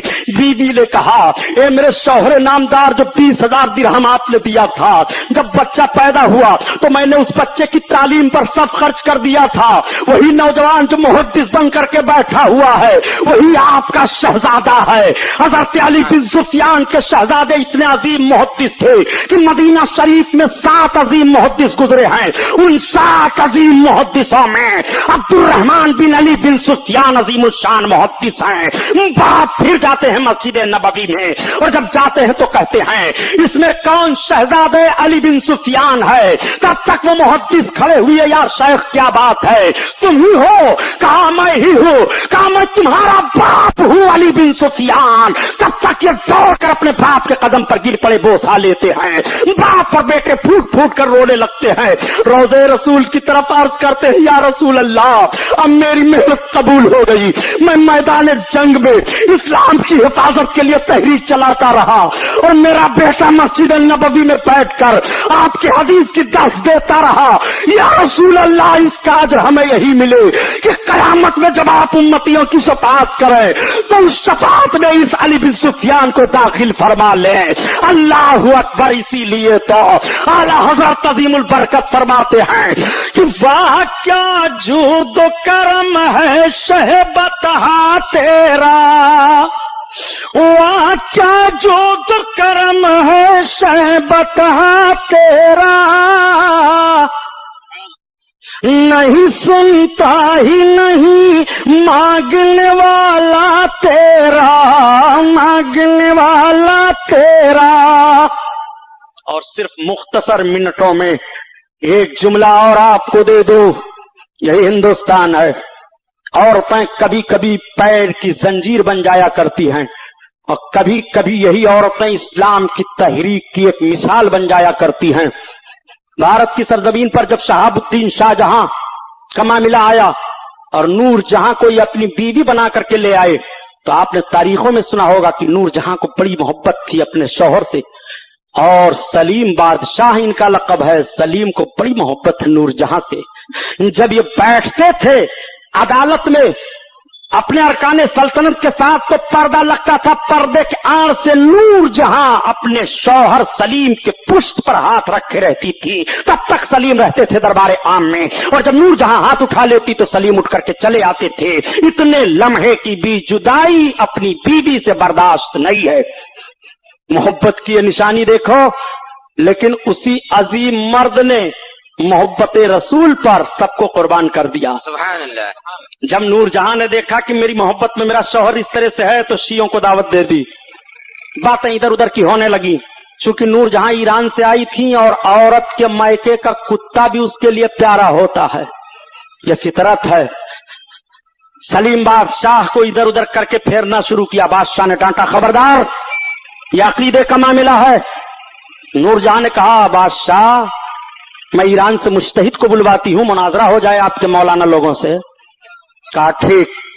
مجتہد بلوا لیے گئے۔ عبداللہ شوستری ایران سے بلوایا گیا، ان کا بہت بڑا مجتہد تھا، آگرہ میں آیا۔ سلیم بادشاہ نے اس وقت اپنا دارالسلطنت آگرہ کو بنایا تھا۔ مناظرہ طے ہوا، علماء اہل سنت بلائے گئے، مناظرہ شروع ہوا۔ لیکن جب مناظرہ ہو جائے تو بحث کہاں ختم ہوتی ہے۔ سلیم کے دربار میں ایک ملا تو پیازا بیٹھا کرتے تھے، جیسے ہم لوگوں کی مجلس میں توقیر صاحب بیٹھتے رہتے ہیں تو بڑا لطف آتا ہے لوگوں کو، ایک سے ایک جملہ یہ استعمال کرتے ہیں۔ ملا دو پیازا تھے، مگر وہ ملا تھے اور توقیر صاحب تو کھلا ہیں۔ ملا دو پیازا نے دیکھا ہی تو بڑی لمبی بحث ہو گئی۔ کہا بادشاہ کہاں؟ کئی مناظرہ مہینوں مہینہ نہیں ختم ہوگا، ہم کو مناظر بنائیے ادھر سے۔ کہا تم مناظرہ کرو گے؟ کہاں؟ کہا رے وہ ایران سے آیا ہے۔ کہا میں ہندوستان کا ہوں، مناظرہ میں کروں گا۔ علماء اہل سنت نے کہا ٹھیک، اینڑ بینڑ سوال کرتا ہے، اس کے سوال کا جواب دینے کے لیے ملا دو پیازا ہی کو بھیجو۔ اب دوسرے دن جب تخت لگا تو علماء اہل سنت کا جو اسٹیج تھا، اس اسٹیج پر ملا دو پیازا چڑھنے لگے۔ تو ملا دو پیازا جوتا پہنے تھے، جوتے کو نکالا اور خوب قاعدے سے اس کو لپیٹا اور اپنے بغل میں چھپایا۔ ادھر سے عبداللہ شوستری دیکھ رہا تھا۔ اس نے کہا کون ہو؟ کہا آج میں مناظرہ کرنے کے لیے آیا ہوں، ملا دو پیازا ہوں۔ کہا اتنے بڑے جاہل ہو تم کہ جوتے کو اسٹیج پر اچھے رومال میں لپیٹ کر کے اور بغل میں لے رہے ہو، مناظرہ کرنے آئے ہو، یہ بھی نہیں جانتے ہو جوتے کا مقام کیا ہے؟ ملا دو پیازا نے کہا تم جاہل ہو، تم کو معلوم نہیں ہے کہ سرکار نے فرمایا کہ النعلین تحت العینین، جوتوں کو نگاہوں کے سامنے رکھو۔ سرکار کے زمانے میں شیعہ پیدا ہو گئے تھے، مجلس سے جوتا اٹھا لے جاتے تھے۔ اس نے کہا تم بہت بڑے بیوقوف ہو، سرکار کے زمانے میں ہم شیعہ کہاں تھے؟ کہا اچھا میں بھول گیا، شاید حضرت ابو بکر صدیق نے یہ فرمایا ہے۔ کہا تم بیوقوف ہو، جاہل، تمہارے اور علماء نہیں ہیں مناظرہ کرنے کے لیے؟ حضرت ابو بکر صدیق کے زمانے میں ہم کہاں تھے؟ کہا اچھا شاید حضرت عمر فاروق اعظم نے یہ فرمایا ہو۔ کہا جی نہیں، ان کے زمانے میں ہم نہیں تھے۔ کہا اچھا آپ ان کے زمانے میں بھی نہیں تھے؟ کہا نہیں۔ کہا حضرت ابو بکر صدیق کے زمانے میں آپ نہیں تھے شیعہ لوگ؟ کہا نہیں۔ تب تک ملا دو پیازا نے کہا بادشاہ جب یہ جماعت نہ رسول کے ظاہری حیات میں تھی، نہ ابو بکر کے، نہ حضرت عمر کے، تو یہ بعد میں پیدا ہوئے ہیں، تو یہ کیسے حق پر ہیں؟ ہم تو حق پر ہیں کہ ہم ہی سرکار کی وہ جماعت ہیں جس کے لیے نجات کا پروانہ دیا گیا ہے۔ سبحان اللہ۔ تو مناظرے میں جیت تو ہو گئی، لیکن ابھی مناظرہ ختم نہیں ہوا۔ پھر ملا دو پیازا نے کہا اچھا سنو، تم تو اس زمانے میں نہیں تھے، لیکن بتاؤ ابو بکر کیسے تھے؟ तो उसने हजरत अबू बकर की तारीफ की और कहा सब कुछ उनके अंदर खूबियां पाई जा रही थी, मगर उनको खिलाफत का हक नहीं था, पहली खिलाफत का। अच्छा हजरत उमर तो उनकी भी तारीफ किया, हजरत उस्मान उनकी भी तारीफ किया, हजरत अली तो हजरत अली की तो तारीफ किया ही, हजरत इमाम हसन उनकी भी तारीफ, हजरत इमाम हुसैन उनकी भी तारीफ। अब मुल्ला दो प्याजा जितने बुजुर्गों का नाम उनको याद था सबका नाम ले लेकर के पूछते रहे, वो जवाब देता रहा। जब ईरान, इराक, हरमैन, तैयबैन सारे बुजुर्गों को जितने नाम याद थे ये पूछ चुके तो घंटों गुजर गया, ये जवाब देते देते आजिज आ गया था। तब मुल्ला दो प्याजा ने कहा सुनो बस एक बुजुर्ग की तारीख और बयान कर दो तुम। कहा वो कौन? कहा ये बता दो कि सलीम चिश्ती, इनके ताल्लुक से तुम्हारा क्या ख्याल है? ये हिंदुस्तान के बुजुर्ग हैं, फतेहपुर सिकरी में इनका मजार है। तब तक अब्दुल्ला शूस्तरी ने कहा खामोश हो जाओ, मैं क्या जानू हिंदुस्तान के बुजुर्ग सलीम चिश्ती किस खेत के मूली थे। इतना सुनना था कि सलीम बादशाह ने कहा खैर जा अब्दुल्ला शूस्तरी, तुझे नहीं मालूम है सलीम चिश्ती कौन है? मेरे बाप अकबर को कोई औलाद नहीं थी, उसने मन्नत मानी थी, हाजिरी दी थी उनकी बारगाह में, और मैं सलीम चिश्ती की दुआ से पैदा हुआ था, उन्हीं के नाम पर मेरा नाम रखा गया। तूने उनकी शान में तौहीन की है कि वो किस खेत के मूली थे, मैं नहीं जानता हूं। अब तेरी जबान काटी जाएगी, अब तुझे तेरा गला काटा जाएगा। जैसे सुल्तान की जबान से इस बात को लोगों ने सुना, सन्नाटा छा गया। नूरजहां पर्दे में बैठी थी, नूरजहां ने हाथ लगाते हुए कहा या सुल्तान इसको माफ कर दो, ये हिंदुस्तान के बुजुर्ग को नहीं जानते हैं। तब तक सलीम ने कहा जाने जाना जादादाम, ईमान ना दादाम, मैंने तुझको जान दिया है, ईमान नहीं दिया है, इसने अल्लाह के वली के शान में तौहीन की है, इसकी गर्दन काटी जाएगी, इसकी जबान काटी जाएगी, इसको सजा दी जाएगी। आगरा की सरजमीन पर अब्दुल्ला शूस्तरी को फांसी के फंदे पर चढ़ा दिया गया। आज भी अब्दुल्ला शूस्तरी की कब्र पर हिंदुस्तान के राफजी मातम कर रहे हैं। ये वही तारीख तो है जिस औरत की मोहब्बत पर, वली की मोहब्बत पर, औरत की मोहब्बत को कुर्बान कर दिया था सलीम चिश्ती ने। यही औरत है कभी पैर की जंजीर बन जाती है, यही औरत है कभी इस्लाम की तहरीक बन जाया करती है। और रिजालु क़व्वामून अलन्निसा, मर्द औरतों पर हाकिम है। जब कोई औरत नमाज़े सुबह अदा करने के बाद अपने हाथों को आंचल के आड़ में उठाकर अपने शौहर, अपने बच्चों के लिए दुआ मांगती है तो खुदा की रहमत मचल जाया करती है। इसलिए ए मुसलमानों, मज़हब इस्लाम का पैगाम औरतों को पर्दा में रहना है, बेहयाइयों से बचाना है। और करबला के पैगाम में से एक पैगाम ये भी था, इमाम हुसैन की बहन ने यजीदियों का यलगार हुआ था और जब यजीदी खेमे पर हमला आवर हुए थे तो यही कहा था ज़ैनब ने, मैं हुसैन की बहन अली की बेटी हूँ। ए यजीदियों, तुम इतने बेगैरत हो गए हो कि तुम्हें रसूलुल्लाह की शहजादियों के पर्दे का भी लिहाज नहीं है। तो अमर इब्ने साद हट गया था और सबको हटा लिया था।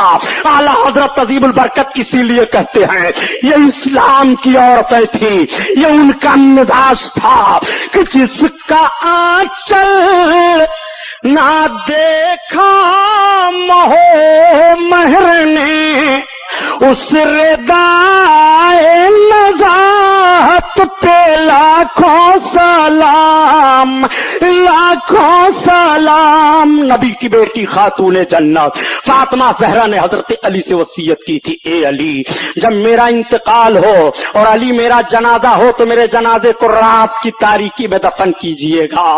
मैं नबी की शहजादी हूं, किसी की निगाह मेरे जनाजे पर ना पड़ने पाए।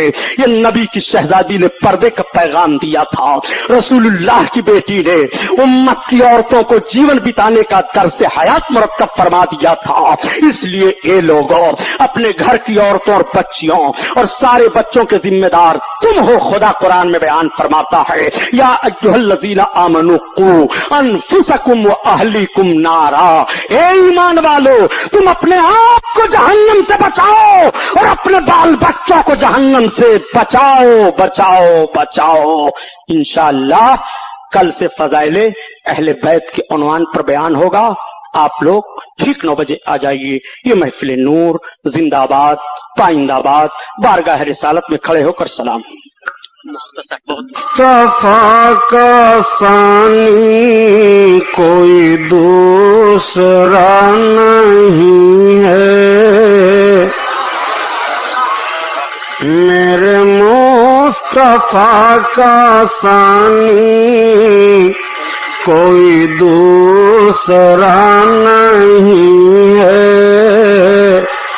کسی انجمن میں ایسا،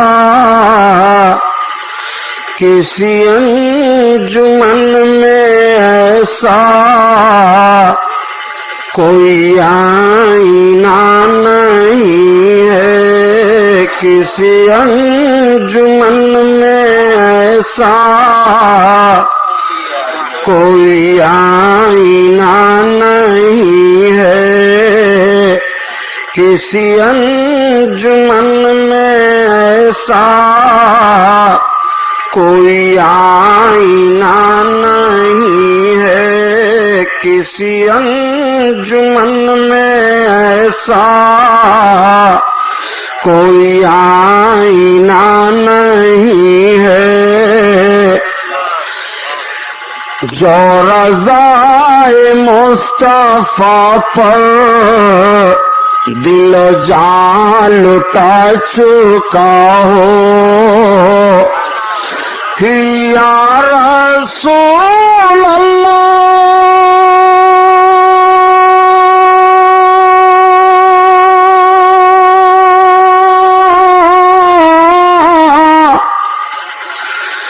جو رضا مصطفیٰ پر دل جان لٹا چکا ہو، اسے موت زندگی، اسے موت زندگی سے، اسے موت زندگی سے کوئی واسطہ نہیں ہے. کسی انجمن میں ایسا کوئی آئینہ نہیں ہے. میرے شعر ان کی مدحت، میری شاعری عبادت، میرے شعر ان کی مدحت،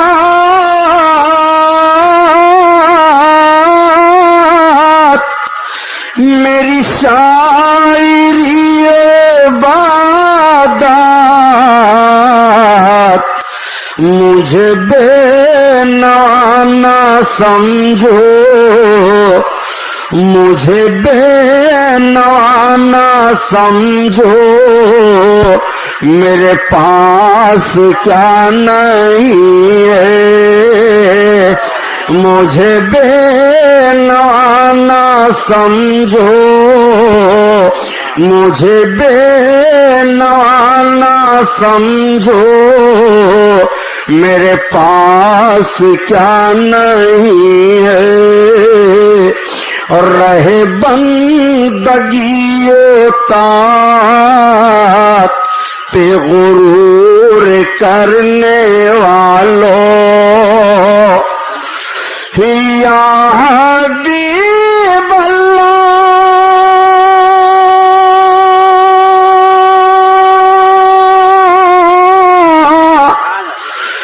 رہے بندگی طاعت پہ غرور کرنے والوں، نہ مدینے سے گزرے کوئی راستہ نہیں ہے. نہ مدینے سے گزرے، نہ مدینے سے گزرے کوئی راستہ نہیں ہے. اور مجھے مانگنا ہے جو کچھ میں انہیں سے مانگ لوں گا، مجھے مانگنا ہے جو کچھ میں انہیں سے مانگ لوں گا، مجھے مانگنا ہے جو کچھ میں انہیں سے مانگ لوں گا، مجھے دوسروں سے کوئی آسرا نہیں ہے۔ واہ کیا مرتبہ غوث ہے بالا تیرا، واہ کیا مرتبہ غوث ہے بالا تیرا، واہ کیا مرتبہ غوث ہے بالا تیرا، اونچے اونچوں کے سروں سے قدم آلہ تیرا، سبحان اللہ، اونچے اونچوں کے سروں سے قدم آلہ تیرا، بے شک سر بھلا کیا کوئی جانے کی ہے کیسا تیرا، سر بھلا کیا کوئی جانے کی ہے کیسا تیرا،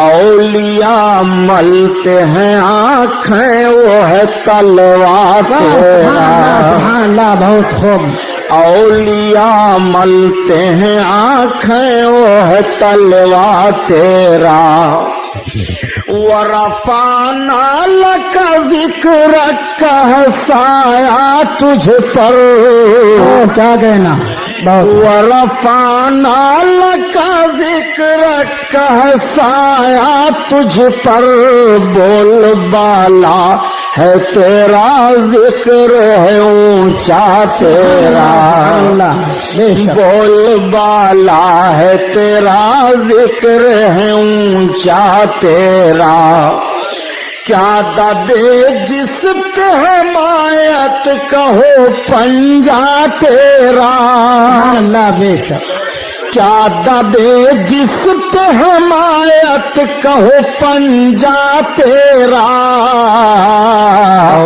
شیر کو خطرے میں لاتا نہیں کتا تیرا، سبحان اللہ، سبحان اللہ، تو گھٹائے سے کسی کے نہ گھٹا ہے نہ گھٹے، تو گھٹائے سے کسی کے نہ گھٹا ہے نہ گھٹے،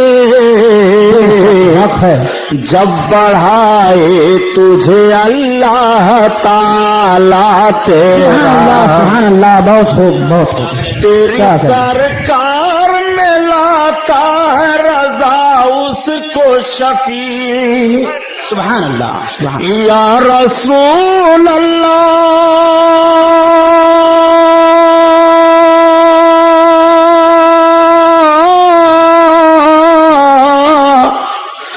تیری سرکار میں لاتا ہے رضا اس کو شفیع، سبحان اللہ، جو میرا غوث ہے اور لاڈلا بیٹا تیرا، سبحان اللہ، نعرہ تکبیر، نعرہ رسالت، جشن غوث العظم، جو میرا غوث ہے اور لاڈلا بیٹا تیرا، تیرا غوث ہے طیبایا، طبیعت تو غم میں گھبرائے،